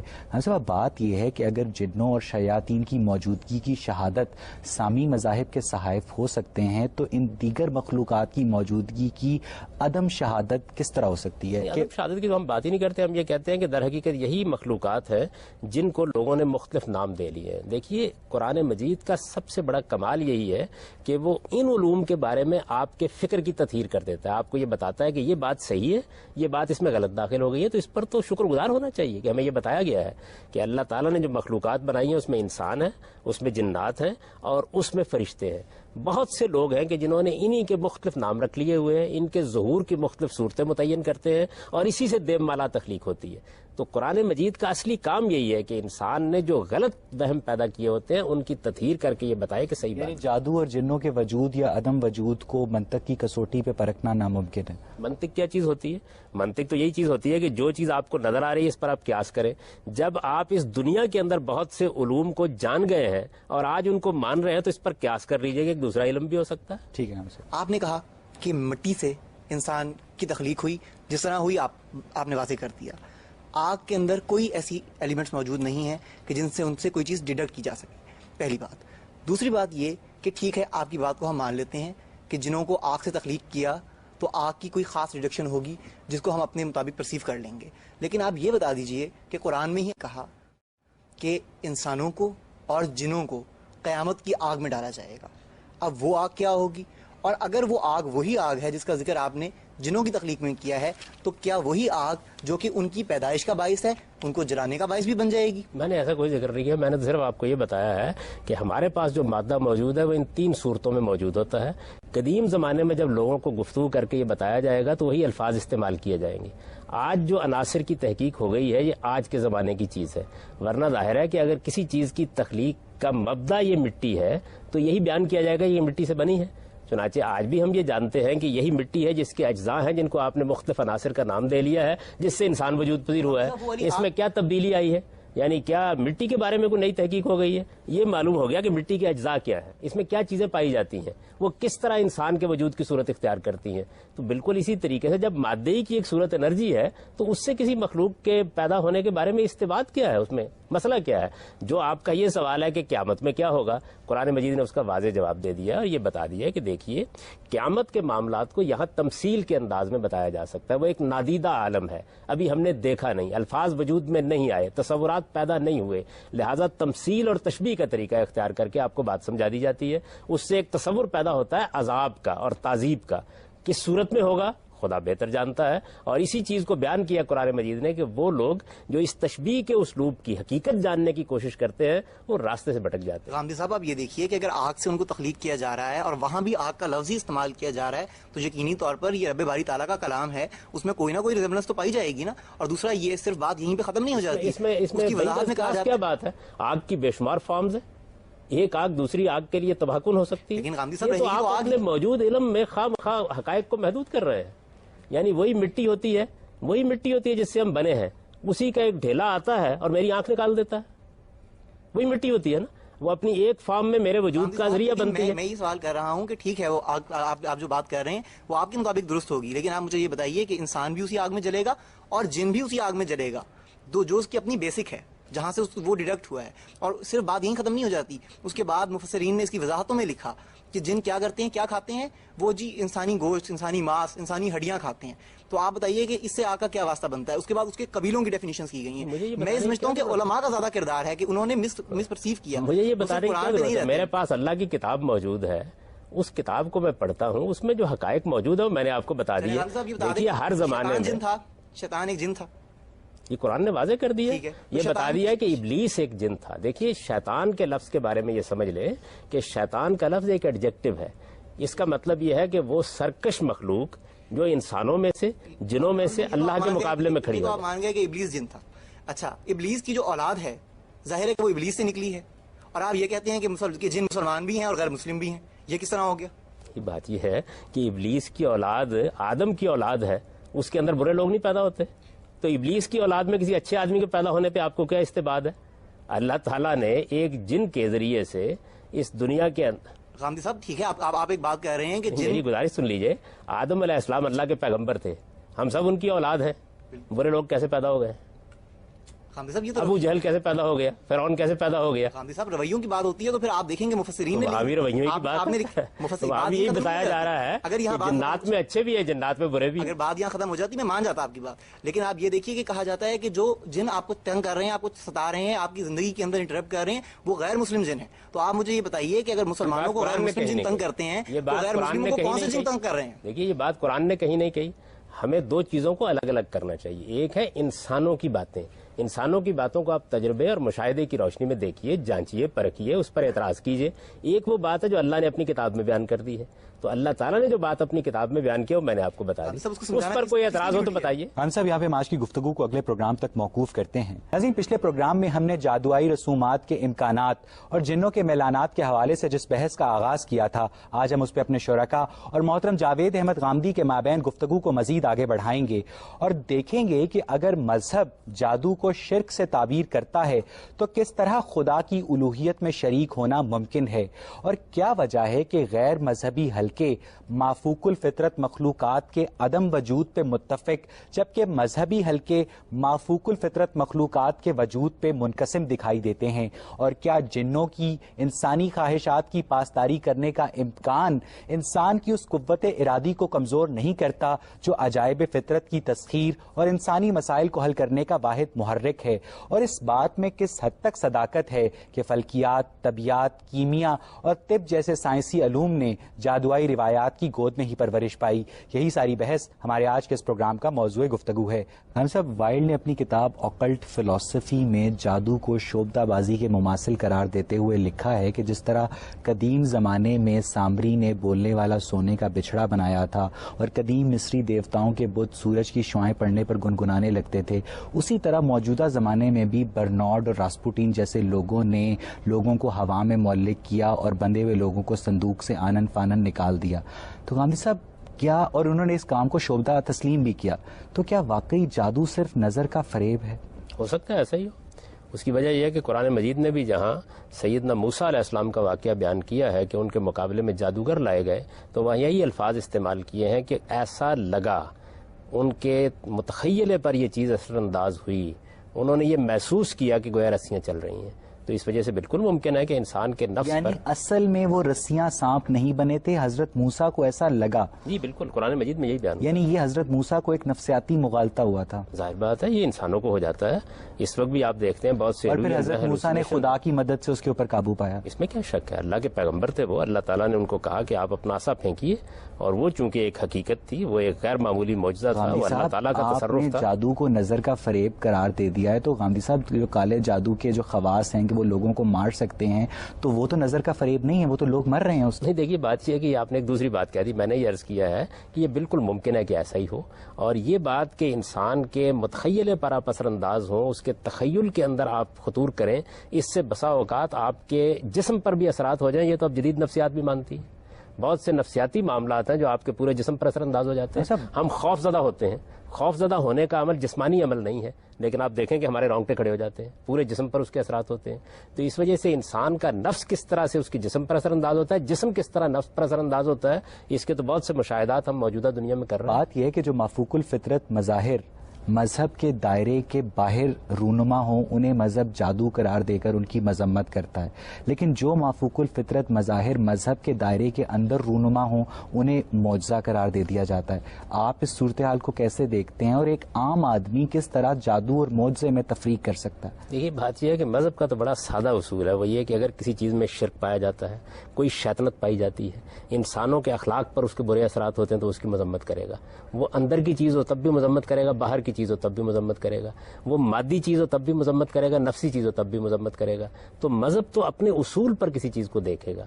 جادو کو بطور ایک فن اور بطور علم کے مذہب کنڈیم نہیں کرتا، اس کا استعمال ہے جس کے اوپر وہ گفتگو کرتا ہے، اور چونکہ اس کو سیکھنے میں آپ کو شیاطین سے استمداد کرنا پڑتا ہے، اس سے آپ اپنے عقیدے کو، اپنے ایمان کو خراب کرتے ہیں، اس سے شرک پیدا ہوتا ہے، اور آپ خود مشرکانہ اعمال کرتے ہیں۔ جادو کو بطور علم مذہب کنڈیم نہیں کرتا، لیکن جادو کو سیکھنے کے لیے آپ کو شیاطین سے رابطہ کرنا پڑتا ہے۔ شیاطین کو مذہب ڈائریکٹلی کنڈیم کرتا ہے، اور شیاطین کے علم کو مذہب ڈائریکٹلی کنڈیم نہیں کرتا۔ نہیں، دیکھیے بات یہ ہے کہ ایک علم ہے نا، علم تو بطور علم ہوتا ہے، آپ اس کو سیکھتے وقت کوئی غلط طریقہ اختیار کرتے ہیں تو اس کے بارے میں آپ کو بتایا جائے گا اپنے غلط طریقہ اختیار۔ یہ بالکل ایسے ہی ہے کہ سائنس کو بطور ایک علم کے مانا جائے گا، لیکن اگر اس کا استعمال یہ ہو کہ آپ ایٹم بم بنا کے انسانوں کو مارنا شروع کر دیں تو مذمت کی جائے گی۔ تو کبھی مذمت ماخذ کی جاتی ہے، کبھی مذمت استعمال کی جاتی ہے۔ مذہب کی مذمت کے دائرے متعین ہیں، وہ تو دیکھیے مذہب نے بتا دیا ہے کہ کسی چیز میں شرک پایا جائے گا، کسی چیز میں خدا کی طرف کوئی بات غلط منسوب کی جائے گی، کسی چیز میں انسانی حقوق پامال ہوں گے، کسی میں جان مال آبرو کو خطرہ پیدا کیا جائے گا، کوئی چیز فحش ہوگی تو مذہب اس کی مذمت۔ ہمارے دیہاتوں میں اگر کسی کا جانور بیمار ہو جائے، کسی کی فصل خراب ہو جائے، اور شہروں میں بھی ایسا واقعہ دیکھنے کو سامنے آئے ہیں کہ اگر ساس اور بیوی کا جھگڑا ہے، امتحان سر پر ہے، محبوبہ کو منانا ہے، تو عاملوں، پیروں، فقیروں سے رابطہ کیا جاتا ہے، اور کالے جادو کے کاٹ پلٹ کے ماہرین بیٹھے ہیں ہر جگہ، اور ایک جادو باقاعدہ ایک انڈسٹری کی شکل اختیار کر چکا ہے۔ تو جناب صاحب، آپ اس ساری صورتحال کو کیسے دیکھتے ہیں؟ میرا خیال یہ کہ اس میں زیادہ تر عطائی ہیں، جھوٹ بولتے ہیں، لوگوں کو فریب دیتے ہیں، ان سے پیسے اینٹنے کی کوشش کرتے ہیں۔ اس طرح کے لوگوں کا محاسبہ کرنا چاہیے، جس طرح طب کے معاملے میں عطائیوں کا محاسبہ کرنا چاہیے۔ آپ دیکھیں اس وقت آپ کے ہاں سارے لوگ MBBS کر کے اور باہر کی ڈگریاں لے کے اپنے کلینک کھولے ہوئے ہیں، بے شمار لوگ ہیں کہ جو جگہ جگہ دیہات میں کلینک کھولے ہوئے ہیں، کچھ واقف نہیں ہے طب کا علم کیا ہے، لوگوں کی صحت سے کھیل رہے ہیں۔ تو ان عطائیوں اور ان کویکس کا جس طرح محاسبہ ہونا چاہیے اس طرح ان کا بھی ہونا چاہیے۔ لیکن اس کا کیا مطلب ہے؟ اس کا مطلب یہ ہے کہ اگر فرض کر لیجئے کہ 5000 کویکس اور عطائی ہمارے معاشرے میں موجود ہے تو ہم ڈاکٹری کے علم کا انکار کر دیں، علم موجود ہے، اس کا استعمال غلط بھی ہوتا ہے، صحیح بھی ہوتا ہے، اور بعض موقعوں پر لوگ بغل بنا لیتے ہیں۔ ڈاکٹرز اور کویکس کے درمیان تفریق کرنے کا ایک بڑا آسان طریقہ ہے کہ ان سے ہم MBBS کی ڈگری ڈیمانڈ کریں، جو دکھا دے اس کو چھوڑ دیں، جو نہ دکھائے اس کو پکڑ لیں۔ ہم عطائیوں میں اور اصلی عاملوں میں کس طرح تفریق کریں گے؟ اسی طرح کا وہاں بھی کیجیے۔ آج سے پہلے تو آپ نہیں کر سکتے تھے نا، آپ نے MBBS کی ڈگری کے لیے ایک کالج بنایا، آپ نے اس علم کو اہمیت دی، اس کے بعد آپ نے قاعدے ضابطے میں اس کو لا کر اس کے بارے میں قانون سازی کی۔ اب بھی آپ اطباء کے بارے میں کیا کرتے ہیں؟ آپ ہومیوپیتھ یعنی ہم ایک یونیورسٹی میں اسکول آف میجک بنا سکتے ہیں؟ اگر آپ سمجھتے ہیں کہ ایک علم ہے تو بنائیے، ضرور بنائیے۔ دیکھیے جتنے علوم ہیں ان علوم میں مذہب وہاں مداخلت کرے گا جہاں کوئی اخلاقی مسئلہ پیدا ہوگا یا کوئی عقیدے کا مسئلہ پیدا ہوگا۔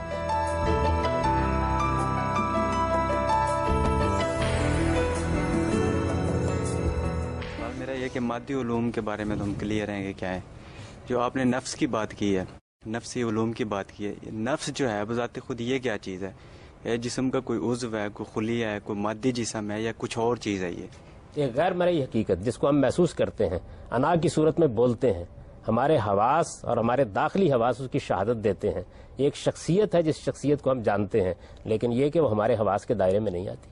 تو غامدی صاحب جو چیز حواس کے دائرے میں نہیں ہے، غیر مرئی ہے اور بالا تر ہے مادے سے، تو پھر اس کا جو علم ہے وہ کیسے حاصل ہوگا؟ اس کو اسٹڈی کیسے کیا جائے گا؟ طریقے ہیں، ایک یہ کہ جو اس علوم کے ماہرین ہوں ان سے آپ رجوع کریں، اس علم کو سمجھنے کی کوشش کریں۔ دوسرا یہ ہے کہ ہمارے پاس اللہ کی کتاب موجود ہے، اس سے رجوع کر کے دیکھیں کہیں اس میں تو کسی چیز کا ذکر نہیں ہے۔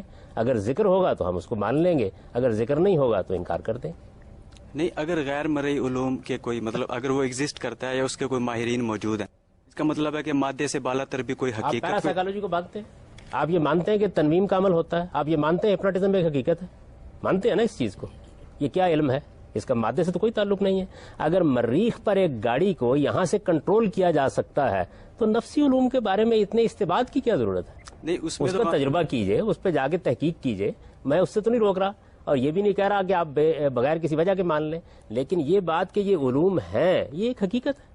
نہیں غامدی صاحب، اس میں جو آپ عمل تنویم کی بات کر رہے ہیں، ہپنوٹزم، ٹیلی پیتھی وغیرہ، یہ جو آپ بات کر رہے ہیں، اس میں اگر ہم دیکھیں وہ سارا ایک دماغ کا فنکشن آ جاتا ہے۔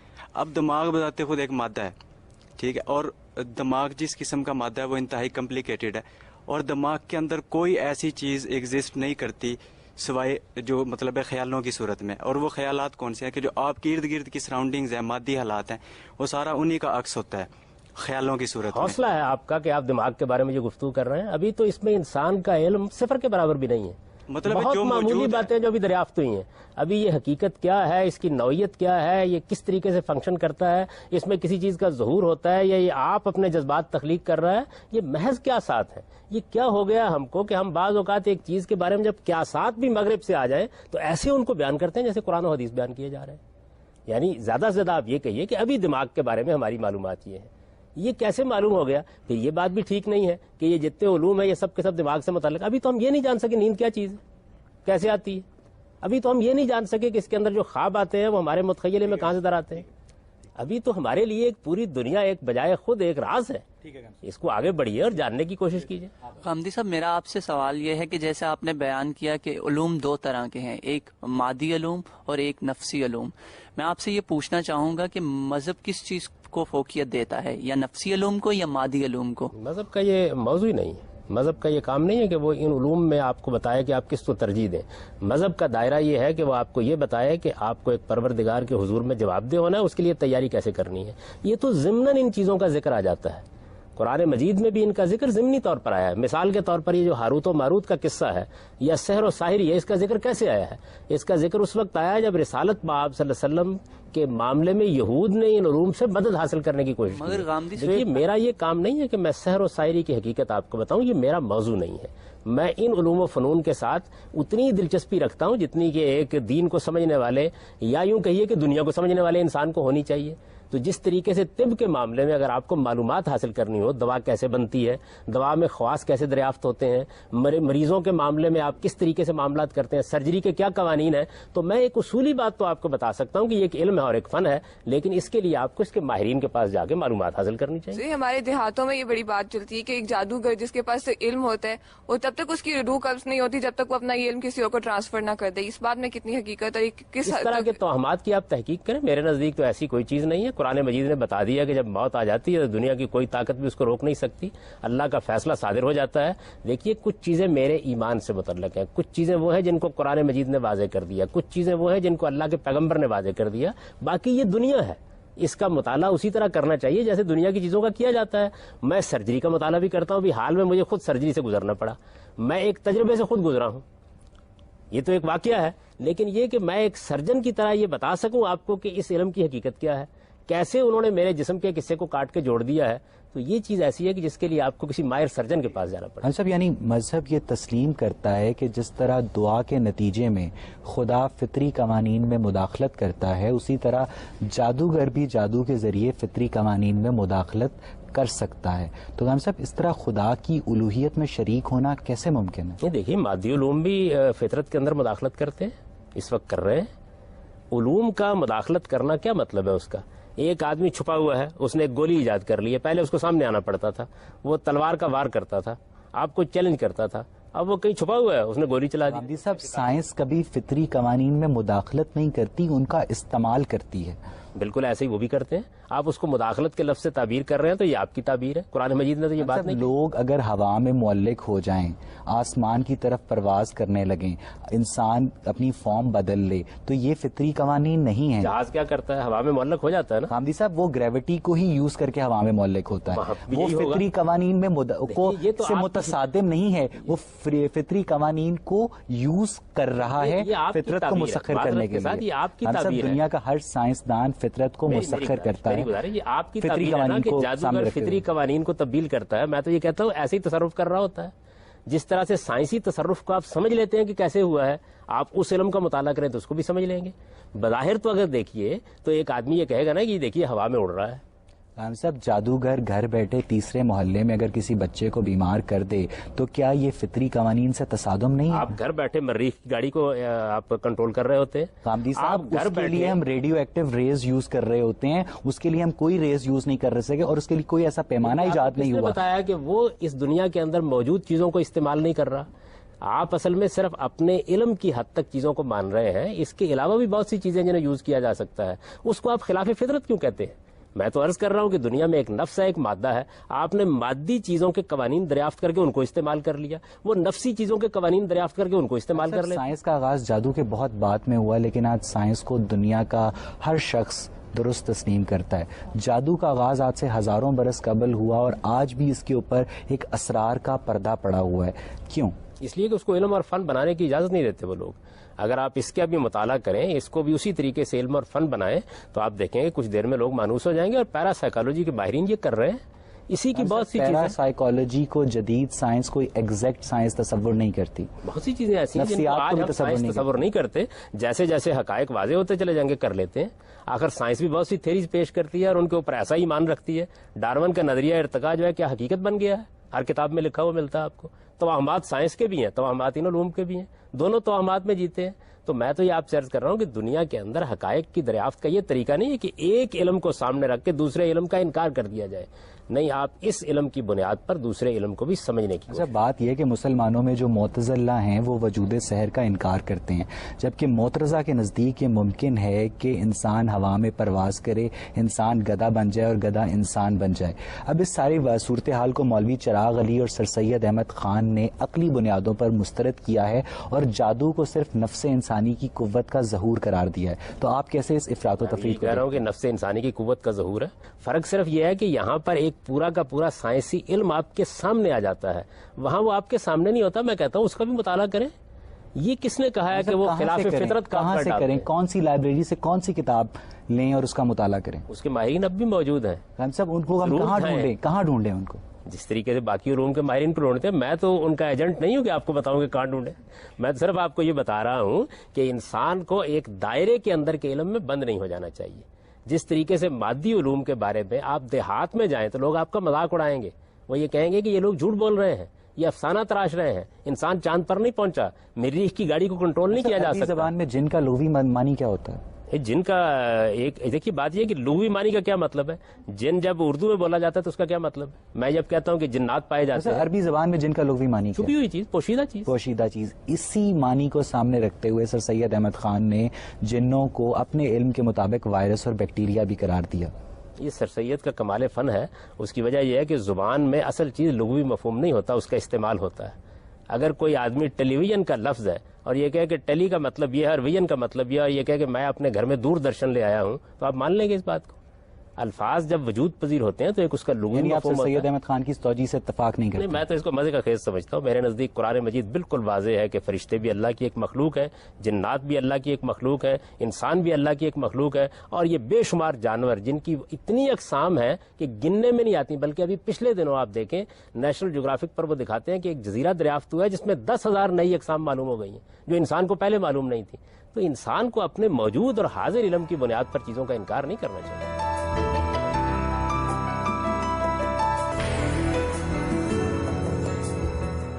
تھوڑی دیر پہلے آپ نے بات کی تھی کہ جو جادو ہے اس کو کسی انسان کی موت کا وسیلہ بنایا جا سکتا ہے, یعنی ایک جادو انسان کی صحت پہ اثر کر سکتا ہے. پھر اس کے بعد دوبارہ بات ہوئی کہ جادو کو آپ نے ایک نفسی علم قرار دیا. تو کیا آپ یہ کہنا چاہتے ہیں کہ اگر جادو کو کسی کی موت کی وجہ بنایا جائے, کسی کو بیماری کے طور پہ اس کو استعمال کیا جائے, تو پھر وہ اپنا علاج ایک نفسی بیماریوں کے علاج کرنے والے سائیکالوجسٹ کے پاس جائے گا؟ دیکھیے بات یہ ہے کہ جو باتیں میں نے بیان کی ہیں ان میں نے یہ عرض کیا ہے کہ نفس بھی ایک حقیقت ہے, مادہ بھی ایک حقیقت ہے. جادو کا علم نفسی علوم میں سے ہے. بالکل اسی طرح ہاروت و ماروت پر جو علم نازل کیا گیا وہ بھی نفسی علوم میں سے ہے. مادی علوم کے آپ اکتشافات دیکھتے ہیں, اس میں آپ اپنے علم کی بنیاد پر فیصلہ کرتے ہیں کہ آپ کو ہومیوپیتھ کے پاس جانا ہے, آپ کو حکیم صاحب کے پاس جانا ہے, یا آپ کو ڈاکٹر کے پاس جانا ہے. اس کا مذہب سے کیا تعلق ہے؟ آپ اپنے علم اور مشاہدے کی بنیاد پر فیصلہ کیجیے. اس معاشرے میں بہت سے لوگ ہیں کہ جو ڈاکٹر کے پاس جانا پسند نہیں کرتے, وہ یہ کہتے ہیں جی حکیم کا علم بہت زیادہ قابل عمل ہے. بالکل اسی طرح بہت سے لوگ ہیں کہ جو ہومیوپیتھی پر ایسا ایمان رکھتے ہیں, وہ کہتے ہیں کہ یہ جو طب جدید ہے, یہ علاج بضد کی طب جو ہے ایلوپیتھی, یہ کوئی علم ہی نہیں ہے, یہ تو انسانی صحت کے لیے نقصان دہ ہے. تو یہ جو چیزیں ہیں ان کو آپ مذہب کا مسئلہ نہ بنائیے, ان کا تعلق آپ کی تحقیق سے اس کو لنک نہیں کر رہا. میں صرف یہ بات کر رہا ہوں کہ جب جسم کے خاص حصے کو تکلیف ہوتی ہے تو آپ اسپیشلسٹ کے پاس جاتے ہیں. مثلا اگر ہڈی کی کوئی پرابلم ہے تو آپ آرتھوپیڈک سرجن کے پاس جائیں گے, دماغ کا مسئلہ ہے تو آپ نیورولوجسٹ کے پاس جائیں گے. لیکن جب جادو کی کوئی مسئلہ ہوتا ہے تو ابھی آپ نے اس کو کہا کہ وہ ایک نفسی علم ہے, نفسی بیماریوں کا علاج کرنے کے لیے سائیکالوجسٹ ہوتے ہیں. تو پھر کیا جادو کا علاج کروانے کے لیے سائیکالوجسٹ کے پاس جائیں گے؟ دیکھیے یہ بات یوں نہیں ہے کہ تمام نفسی چیزوں کا علم و مطالعہ جو ماہرین نفسیات سے متعلق ہے. نفس کے بہت سے معاملات ہیں جن کا وہ علاج کرتے ہیں. دوسرے معالج بھی موجود ہیں. جس طریقے سے آپ نے یہاں پر آرتھوپیڈک سرجن کا ذکر کیا لیکن آپ نے ہڈی جوڑنے والے پہلوان کا ذکر نہیں کیا. تو ہر طرح کے لوگ موجود ہوتے ہیں, جس پر آپ کو اطمینان ہوتا ہے آپ اس کے پاس چلے جاتے ہیں. جس علم کو ہم زیادہ سائنٹیفک سمجھتے ہیں اس کی ہم تبلیغ بھی کرتے ہیں. آپ اپنے دیہات میں جا کر دیکھیں لوگ اپنے علاج معالجے کے لیے کن لوگوں کے پاس جاتے ہیں. تو میں نے کسی کو ترغیب نہیں دی کہ آپ فلاں کام کریں. میں تو ایک اصولی بات کر رہا ہوں کہ ماہرین نفسیات بھی نفسی علوم کے ماہر ہوتے ہیں. سر میرا کوشچن یہ ہے کہ ہاروت اور ماروت کے علم کا ذکر کیا, جادو میں اور ہاروت کے ماروت کے علم میں آپ نے فرق واضح نہیں کیا. دوسری بات یہ ہے کہ حضور نبی اکرم صلی اللہ علیہ وسلم پر جب جادو کیا گیا تو قرآن کی 11 آیتیں سورہ ناس اور سورہ فلق پڑھی گئیں اس ٹائم. ہاروت اور ماروت کا علم وہاں بھی نہیں استعمال کیا گیا. جس طرح آپ نے ایک مثال دی کہ بازو سوج گیا اور ایک عالم نے انگلی لگائی اور وہ صحیح ہو گیا, تو اس سے بھی یہ واضح نہیں ہوتا کہ وہ جادو ہے یا ہاروت یا ماروت کا علم ہے. اور اس کے علاوہ حضور نبی اکرم صلی اللہ علیہ وسلم نے اپنی پوری زندگی میں کہیں یہ ظاہر نہیں ہو رہا کہ کوئی ہاروت ماروت کا علم استعمال کیا ہو, جبکہ وہ ایک رول ماڈل ہیں اسلام اور اس دین کے. رسول اللہ صلی اللہ علیہ وسلم نے تو کوئی سائنسی علم بھی استعمال نہیں کیا. وہ رول ماڈل ہے اخلاقیات میں. اس میں نہیں ہے کہ ہر علم کو ضرور استعمال کریں. نہ آپ نے جادو کا علم کبھی استعمال کیا, نہ اس طرح کے علوم استعمال کیے. آپ نے ایک پیغمبر کی حیثیت سے لوگوں کو دعوت دی, حق بتایا. یہ علوم دنیا میں موجود تھے, ان علوم کے اثرات بھی تھے, ان کے بارے میں لوگ بیان بھی کرتے تھے. جب کچھ لوگوں نے آپ کو بھی ان علوم سے نقصان پہنچانے کی کوشش کی تو اللہ تعالیٰ نے آپ کو یہ ہدایت فرمائی کہ آپ دعا کریں اللہ تعالیٰ سے. تو پیغمبر نے دعا کی, اللہ نے پیغمبر کی دعا سن لی.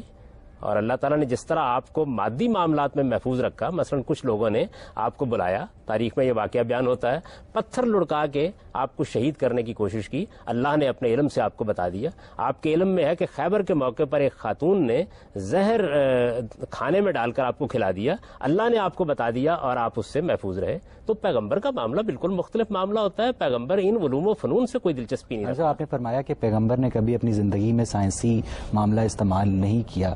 صاحب اب بات یہ ہے کہ سائنس ہاروت اور ماروت یا فرشتوں کے ذریعے انسانوں تک نہیں پہنچی، لیکن جو ہاروت اور ماروت کا علم ہے، علم الکتاب ہے، وہ فرشتوں کے ذریعے انسانوں تک پہنچتا ہے، اور فرشتوں کا جو مسئلہ ہے وہ ڈائریکٹلی مذہب سے ریلیٹڈ ہے. تو کیوں نہیں حضور نے اپنی زندگی میں ہاروت اور ماروت کے علم کے نقصانات اور فوائد اپنے لوگوں تک پہنچائے؟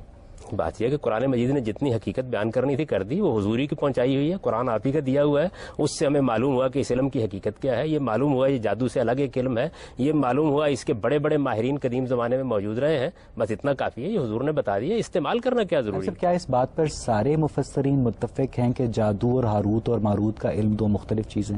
بہت سے محققین. قرآن مجید بالکل سارے دیکھیے سارے کسی چیز کے اوپر متفق کب ہوا کرتے ہیں؟ مسلمانوں میں جو اکثریتی علماء ہیں وہ ہاروت اور ماروت کے علم کو جادو ہی سے تعبیر کرتے ہیں. آپ کو اکثریتی علماء کو بلا کے ان سے پوچھ لینا چاہیے. میں تو اپنی تحقیق بیان کرتا ہوں. میرے اس جلیل القدر استاد مولانا امین حسن اصلاحی نے اپنی تفسیر تدبر قرآن میں اس پر بڑا تفصیلی مقالہ لکھا ہے اور یہ بتایا ہے کہ اس کی کوئی گنجائش نہیں. قرآن مجید دونوں علوم کو الگ الگ بیان کر رہا ہے. تو میں تو اپنی تحقیق بیان کروں گا. اچھا بات یہ ہے کہ تاریخی طور پر انسانوں نے دھاتوں کو جو سونے میں بدلنے کی کوشش کی، اس نے الکیمی یعنی کیمسٹری کو جنم دیا. اس نے ستارہ شناسی شروع کی تو اس نے سمندروں میں راستے ڈھونڈے اور ایسٹرونومی اور ایسٹرولوجی کا آغاز ہوا. اسی طرح گاندھی صاحب پہلے بیماریوں کی وجہ جن سمجھے جاتے تھے، بدروہیں سمجھی جاتی تھی، اور اب ان کی جگہ جراثیم لے چکے ہیں. تو گاندھی صاحب اسی لیے جیمز جارج فریزر نے جادو کو سیوڈو سائنس قرار دیتے ہوئے جدید سائنس کی بنیاد قرار دیا ہے. گاندھی صاحب اب اگر مذہب ابھی بھی جادو کو برحق تسلیم کرتا ہے تو کیا جادو کی نفی مذہب کے مقدمے کو کمزور نہیں کرتی؟ یہ تو در حقیقت آپ لفظ بول رہے ہیں، برحق تسلیم کرتا ہے. اس کا ذکر کرتا ہے کہ یہ ایک علوم میں سے علم ہے، اس کی نوعیت کیا ہے، اس کی حقیقت کیا ہے، اس کے بارے میں کوئی بات نہیں جس کو مذہب نے اپنا موضوع بنایا ہو. ایک علم ہے، موجود ہے. شعبدہ بازی ہے تو تب بھی ایک علم ہے. انسان کے اگر متخیلے پر اثر انداز ہوتا ہے تب بھی ایک علم ہے. ایک نفسی حقیقت ہے تب بھی ایک علم ہے. تو ایک علم کے طور پر اس کا ذکر کرتا ہے. بس وہ بھی قرآن مجید نے اس لیے ذکر کیا کہ بعض لوگوں نے اس علم کو استعمال کرنا چاہا پیغمبروں کے مقابلے میں، ورنہ مذہب کا یہ موضوع ہی نہیں ہے. مذہب کا موضوع آپ کے اخلاق کی تطہیر ہے اور آپ کو یہ ہدایت دینا ہے کہ آپ خدا کی بارگاہ میں کیسے کامیاب ہوں.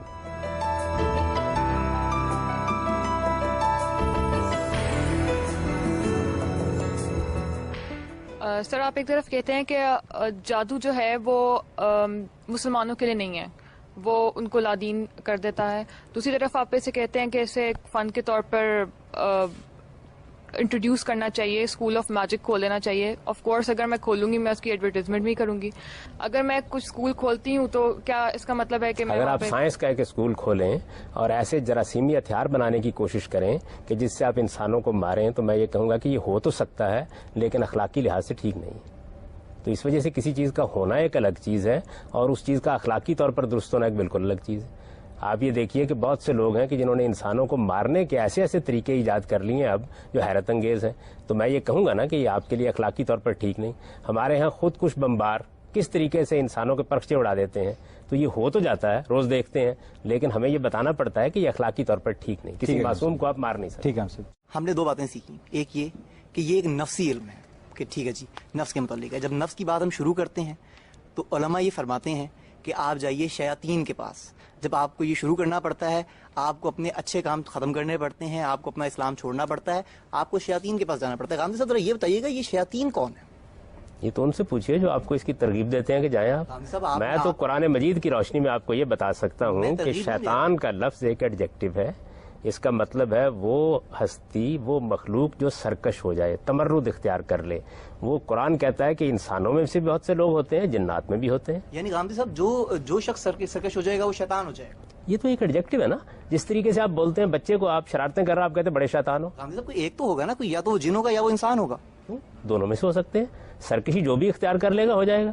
بچہ اگر کوئی شیطنت کرتا ہے تو اسے بھی شیطان کہہ سکتے ہیں، اور سیاسی لیڈر شیطنت پر اتر آئے تو ان کو بھی شیطان کہہ سکتے ہیں. آپ نے کہا کہ چلیں جن شیطان ہو سکتے ہیں، ٹھیک ہے، یعنی کہ جن شیطان ہوتے ہیں. اب یہ بات آپ مان گئے ہیں. آپ یہ بتائیے کہ اگر جن شیطان ہے، جنوں میں اچھے لوگ بھی ہوتے ہیں، برے لوگ بھی ہوتے ہیں. یہ بات ہمیں قرآن نے بتا دی. جو برے ہوتے ہیں وہ اپنا نالج کہاں سے حاصل کرتے ہیں؟ جنوں میں سے جو برے ہوتے ہیں جی جیسے انسان اپنا علم حاصل کرتے ہیں. انسانوں کی تو رہنمائی کے لیے پیغمبر بھیجے اللہ تعالیٰ نے. رہنمائی کے لیے پیغمبر بھیجے. قرآن نے تو واضح الفاظ میں بیان کر دیا کہ ہم نے اے جنوں اور اے انسانوں تمہارے اندر سے تمہاری طرف پیغمبر بھیجے. अलम यातिकुम रसुलुम मिनकुम, कुरान मजीद के अल्फाज ये दोनों की तरफ पैगंबर आए। आप साहब बात यह है कि अगर जिन्नों और इंसानों दोनों पर पैगंबर आए तो जो सूरह रहमान का वाक़या हमें बताया जाता है कि जिन्नों का एक गिरोह आ हजूर की तलावत सुनकर मुसलमान हो गया, तो क्या जिन्नों के ऊपर कोई आखिरी नबी नहीं आया था कि वो आ हजूर के जिस्मानी वजूद की तलावत सुनकर मुसलमान हो गया? देखिए ये तो वहाँ बयान ही नहीं हुआ कि मुसलमान हो गया। उन्होंने तहसीन की, उन्होंने कहा कि ये वही हिदायत है जो इससे पहले मूसा पर नाजिल हुई थी, वो हमें देखते हैं इसलिए वो हमारी बातों को सुनते हैं तो उसकी दाद भी देते हैं, हम उन्हें देखते होते तो हम भी देते। अच्छा, बात ये है पैगंबरों कि की बात सुनते। जिन इंसानों की जबान समझ सकते हैं तो क्या इंसान भी जिन्नों की जबान समझ सकते हैं? ये उन लोगों से पूछिए जिनको जिन्नात से राब्ता रहता है। जिन इंसानों की जुबान समझ सकते हैं ये तो कुरान से मालूम हो गया, जिन इंसानों को देख सकते हैं ये बात भी कुरान से मालूम हो गई। इंसान जिनों के साथ क्या मामला कर सकते हैं ये कुरान मजीद में ज़ेर बहस नहीं आया, इसके लिए आपको उन माहिरीन के पास जाना चाहिए, मालूम करें। मजहब हजरत आदम की जबान का नाम बताने से कासिर है, उसी तरह मजहब जिन्नों की जबान का नाम बताने से भी कासिर है, तो क्या ये बात जिन्नों की असलन मौजूदगी पर सवाल नहीं उठाती? बात ये कि ये मजहब का मौजू है कि वो लोगों को बताए कि आदम अलैहिस्सलाम की जुबान कौन सी थी, उसका काम है कि वो ये बताए कि तारीख में क्या वाक़या। मजहबी नाकदीन ये कहते हैं कि जब कोई दास्तान बनाई जाती है तो उसके अंदर कुछ लूप होल्स रह जाते हैं जिनको बाद में ये कह के जस्टिफाई किया जाता है। बात यह कि दास्तान तो बनाने का काम कभी करता ही नहीं मजहब, वो तो आपको कोई वाकया भी सुनाता है तो असल में जो हकायक वो बयान करना चाहता है उसके इस बात के लिए सुनाता है। मसलन कुरान मजीद में किस्सा आदम आया है या किस्सा आदम व इब्लीस आया है, तो उसमें जो हकायक बताने मकसूद है वो है जो कुरान का। हम नहीं जानते कि जिन्नों की जबान कौन सी है, हमें नहीं मालूम। हाँ सर, आगे चलते हैं। हाँ सर, हिंदुस्तानी शहर गुजरात में एक आमिल हैं जिनका नाम है शेख अब्दुल मुईत। उन्होंने किताब लिखी जवाहरुल खमसा और उसमें उन्होंने जिन पकड़ने का एक मंतर बयान किया जिसके मुताबिक या दानूशु या हाशु या राबूशु के अल्फाज 24,800 दफा अदा करने से जिन्नों को हाजिर किया जा सकता है। हाँ सर, अब इस बात में किस हद तक सदाकत है ये एक अलग बहस है, हम इसमें नहीं पढ़ते। बात यह है कि एक तरफ मजहब जिन्नों को पैगंबर के मातहत करता है सिर्फ खुदा के हुक्म से, और दूसरी जानिब एक आमिल कई आमिल जैसा कि आपने भी माना जिन्नों को कैप्चर करने पर कादिर हैं। तो क्या साहब ये क्या इफरात व तफरीत नहीं? मैंने ये तो नहीं कहा कादिर है, मैंने ये कहा कि लोग बयान करते हैं। मैं ना इसकी नफी करता हूँ ना इसका इस बात करता हूँ, मैं तो उतनी बात जानता हूँ जितनी बात अल्लाह की किताब में बयान हो गई है। अल्लाह के पैगंबरों को जो मौजज़ात दिए जाते हैं वो बराह रास्त अल्लाह के इज़्न से दिए जाते हैं, उनमें अल्लाह ताला तसर्रुफ़ की सलाहियत पैदा करता है, वो एक हकीकत होते हैं। दुनिया में दूसरे उलूम व फ़नून भी है, साइंस एक इल्म है, मौजूदा ज़माने में वजूद पजीर हो गया। अब इसको आप मज़हब से मुतसादिम खड़ा करके क्या चीज़ हासिल करना चाहते हैं? ये एक इल्म है, इसी तरह वो भी उलूम है। तो मजहब में जब कभी किसी मुजज़े का जिक्र होता है तो उससे मकसूद तो ये होता है कि उस फन के माहिरीन जो उस जमाने में पाए जाते हैं वो भी ये मानने पर मजबूर हो जाते हैं कि ये हमारे फन की चीज नहीं है।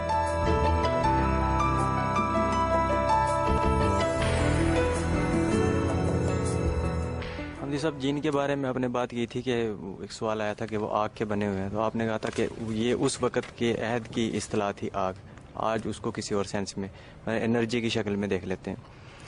सब अगर जिनको आग सपोज कर लिया जाए एनर्जी की शक्ल में, इसी तरह फिर फरिश्ते आ जाते हैं। फरिश्तों को अगर नूर तस्लीम कर लिया जाए रोशनी की शक्ल में, वो भी एनर्जी की एक फॉर्म है। तो क्या ये पूरा जो सुपर नेचुरल स्ट्रक्चर है, मेटाफिजिकल जितने भी इश्तिहारे हैं, मेटाफर्स हैं जो आज यूज़ हो रहे हैं, तो क्या ये फिर आखिरी तज्जिए में मादी ही है? इसमें क्या शक है? उसी वजह अब आप कहते हैं इंसान मिट्टी से बना है, तो ये ताबीर कदीम ज़माने में भी इख्तियार की जाती थी, आज भी इख्तियार की जाती है। आज जब ये ताबीर इख्तियार की जाती है तो हम इसके बहुत से साइंसी पहलुओं को जानते हैं, कदीम ज़माने में नहीं जानते थे। ताबीर तो एक ही है। तो फिर क्या मादे से हटके, मादी स्ट्रक्चर से हटके जो आज मतलब है इस अहद के अंदर जो उलमाए कराम है उन्होंने एक पूरा सुपर स्ट्रक्चर एक बनाया हुआ है इसी डिवाइन कॉन्सेप्ट के ऊपर, तो फिर क्या वो सारा झूठा है? नहीं, क्या वो बताया ना कौन सा? मैं तो कुरान मजीद से वाकिफ हूँ और अल्लाह के पैगंबर से वाकिफ हूँ। उसमें उन्होंने ये बताया खुदा है, जाहिर है कि वो कोई मादी हकीकत नहीं है, वो इस मादे से मावरा है, वो ज़मानो मकान से मावरा है, वो ज़ाहिर भी है, बातिन भी है, वो अव्वल भी है, वो आखिर भी है। उसका तारुफ मैं आपको करा सकता हूँ, मैं उसके सुनन आपको बता सकता हूँ, मैं ये आपको बता सकता हूँ कि अल्लाह ताला वही भेजते हैं, वो अल्लाह का अमर होता है। उसकी हकीकत क्या है मैं नहीं जानता, लेकिन ये ज़रूर जानता हूँ कि अल्लाह की तरफ से वही आती है। तो जो हकायक कुरान मजीद ने बयान किए हैं उनको बयान करना चाहिए। कुरान ने तो हमें देखिए कितनी आला तालीम दी है, ये बताया कि ये जितने मामलात हैं जो उस नादीदा आलम से ताल्लुक़ रखते हैं इनमें मुतशाबिहात का उसलूब इख्तियार किया जाता है। जिनके दिलों में टेढ़ होती है वो उनकी हकीकत के दरपे होते हैं, उससे जो असल बात बयान करना मकसूद है वो हासिल हो गई हमको। नहीं, लेकिन हमदी साहब ये खास तो फिर मादे के अंदर भी मौजूद है। مادے کے اوپر ایک واضح طور پہ سائنسی ایک رائے موجود ہے کہ مادہ جو ہے نا وہ تخلیق کیا جا سکتا ہے، نفنا کیا جا سکتا ہے. اسی طرح مادے کے اندر کے جو ڈائلیکٹکس ہیں اس کا جو ایوولوشنری پروسیس ہے وہ ہر وقت چینج ہو رہا ہے، ڈیولپ ہو رہا ہے. ٹھیک ہے، اب وہ پروسیس بھی کسی انسان کے ہاتھ میں نہیں ہے. تو پھر وہی خاص جو خدا میں پائے جاتے ہیں تو کیا وہ مادے میں نہیں پائے جاتے؟ اسی وجہ سے دونوں نقطہ نظر ہمیشہ موجود رہے ہیں. مذہب نے یہ بتایا کہ یہ ایک غلط فہمی ہے، ذات خداوندی اس سے ماورا ہے. دو نقطہ نظر رہے ہیں. آپ کو معلوم ہے کہ وحدت الوجود کا نقطہ نظر خالق کائنات کے ظہور کو اسی کائنات کی صورت میں تسلیم کرتا ہے. تو انسانوں کو حق حاصل ہے کہ وہ سوچیں، غور کریں، اپنی ایک رائے دیں. لیکن پھر قرآن مجید آپ کو یہ بتاتا ہے کہ یہ حقیقت نہیں ہے. آپ غلط فہمی میں مبتلا ہو گئے ہیں. آپ اس مادی حقیقت پر خدا کو قیاس کرنے کی غلطی کر رہے ہیں. خدا اس سے ماورا ہے. آپ سے یہ سوال پوچھنا تھا کہ علم جو آپ نے اس کو شروع میں ہم نے گفتگو کی، اس کو ہم اس طرح چین آؤٹ کر سکتے ہیں کہ ایک علم جو فرشتوں کی طرف سے آیا انسانوں تک، اس کا استعمال جو ہے وہ اس کو دو کیٹیگریز میں ڈفرینشیٹ کرتا ہے، ایک جادو اور ایک دوسرا. کیسا ہم چین آؤٹ کر سکتے ہیں آپ کی شروع کی باتوں سے؟ نہیں، یہ دو الگ الگ علوم ہیں. ایک علم سحر ہے، وہ انسانوں کی اپنی ایجاد ہے، وہ اللہ نے نازل نہیں کیا. لیکن جس طرح دوسرے علم کی صلاحیت انسان کو بخشی ہے، اسی صلاحیت سے اس نے اس علم کو بھی ایجاد کر لیا. ایک علم وہ ہے کہ جو فرشتوں کے ذریعے سے اتارا گیا، اس کو قرآن نے بیان کر دیا کہ دو فرشتوں کے ذریعے سے بابل میں اتارا گیا اور ان سے لوگ یہ سیکھ لیتے تھے. یہ دو بالکل الگ الگ چیزیں. ان دونوں کو اڈاپٹ کرنے کا کوئی مسئلہ نہیں ہے، اس کا استعمال برا بناتا ہے اس کو. سحر کے بارے میں نے عرض کر دیا کہ آپ اس کو جب سیکھیں گے تو آپ کو اپنے ایمان اور عقیدے سے دستبردار ہونا پڑے گا. اس وجہ سے آپ کو روکا جائے گا. اس علم میں آپ کو ایمان عقیدے سے دستبردار نہیں ہونا پڑتا. یہ علم آپ سیکھ سکتے ہیں، اچھے ذرائع سے سیکھ سکتے ہیں، لیکن سیکھنے کے بعد اس کا استعمال برا بھی کر سکتے ہیں، اچھا بھی کر سکتے ہیں، جس طرح سائنسی علم کا کر سکتے ہیں. نامی صاحب، اب بات یہ ہے کہ کسی بھی مافوق الفطرت یا مابعد الطبیعتی علم کا اچھا استعمال کیا ہو سکتا ہے؟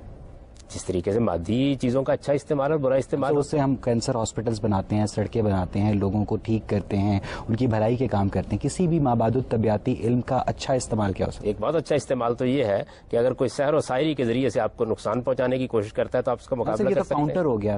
یہ تو کاؤنٹر اچھا استعمال ہے. یہ تو کاؤنٹر ہو گیا. کیا اس سے ہم لوگوں کی فلاح و بہبود کا کوئی کام لے سکتے ہیں؟ یہ بات میرے علم میں نہیں ہے، اس لیے کہ میں نے تو عرض کر دیا کہ آپ ان علوم کی تحقیق کیجئے. قرآن مجید ان علوم کا ماخذ نہیں ہے. اس میں اعظم کیا تو چیز ہے؟ ان کا ذکر کرتا ہے. اس میں اعظم کیا چیز ہے؟ میں نہیں جانتا. اس کا کوئی تصور نہ قرآن مجید میں پایا جاتا ہے، نہ کسی صحیح حدیث میں پایا جاتا ہے. لوگ عام طور پر یہ چیز استعمال کرتے ہیں. اللہ تعالیٰ نے اپنے نام بھی بتا دیا ہے، اپنے صفاتی نام بھی بتا دیے ہیں، اور میں اگر غور کروں تو میں اگر اس میں اعظم کہوں گا تو اللہ ہی کے نام کو کہوں گا. لیکن اس معاملے میں لوگ جو باتیں بیان کرتے ہیں، قرآن میں یہ تعبیر نہیں آئی، کسی صحیح حدیث میں بھی یہ تعبیر نہیں. ایسا بات یہ ہے کہ قدیم زمانے میں جو قبائل تھے وہ جادوائی رسومات شمع ادا کیا کرتے تھے، اور آج یہ رسومات یہودیوں میں قبالسٹ اور مسلمانوں میں پیر فقیر ادا کرتے ہیں. ایسا بات یہ ہے کہ کیا ان قدیم رسومات کو ہر سامی مذہب نے اپنے اپنے رواجات کے مطابق کسٹمائز کر لیا ہے، اور کس طرح کچھ مخصوص کلمات جنہیں ہم منتر کہتے ہیں فطری قوانین میں تبدیلی لانے کا موجب ہو سکتے ہیں؟ دیکھیے، یہ فطری قوانین آپ کہتے ہیں، میں تو یہ کہتا ہوں وہ بھی ایک فن ہے، وہ بھی ایک فن ہے. جس طریقے سے سائنس کے بارے میں ہم جانتے ہیں کہ بظاہر جو چیز ہمیں قوانین کو توڑتی نظر آ رہی ہوتی ہے وہ انہی قوانین کے مطالعے سے پیدا ہوتی ہے. اسی طرح نفسی علوم کے ماہرین بھی ان قوانین کا مطالعہ کرتے ہیں اور ان کی بنیاد پر یہ معجزے دکھا دیتے ہیں. تو آپ اس کو کیوں فوق فطری کہتے ہیں؟ فوق فطری کا لفظ تو اصل میں ایک ریلیٹو لفظ ہے. جو چیز آپ کی سمجھ میں ابھی نہیں آئی آپ اسے فوق فطری کہہ دیتے ہیں.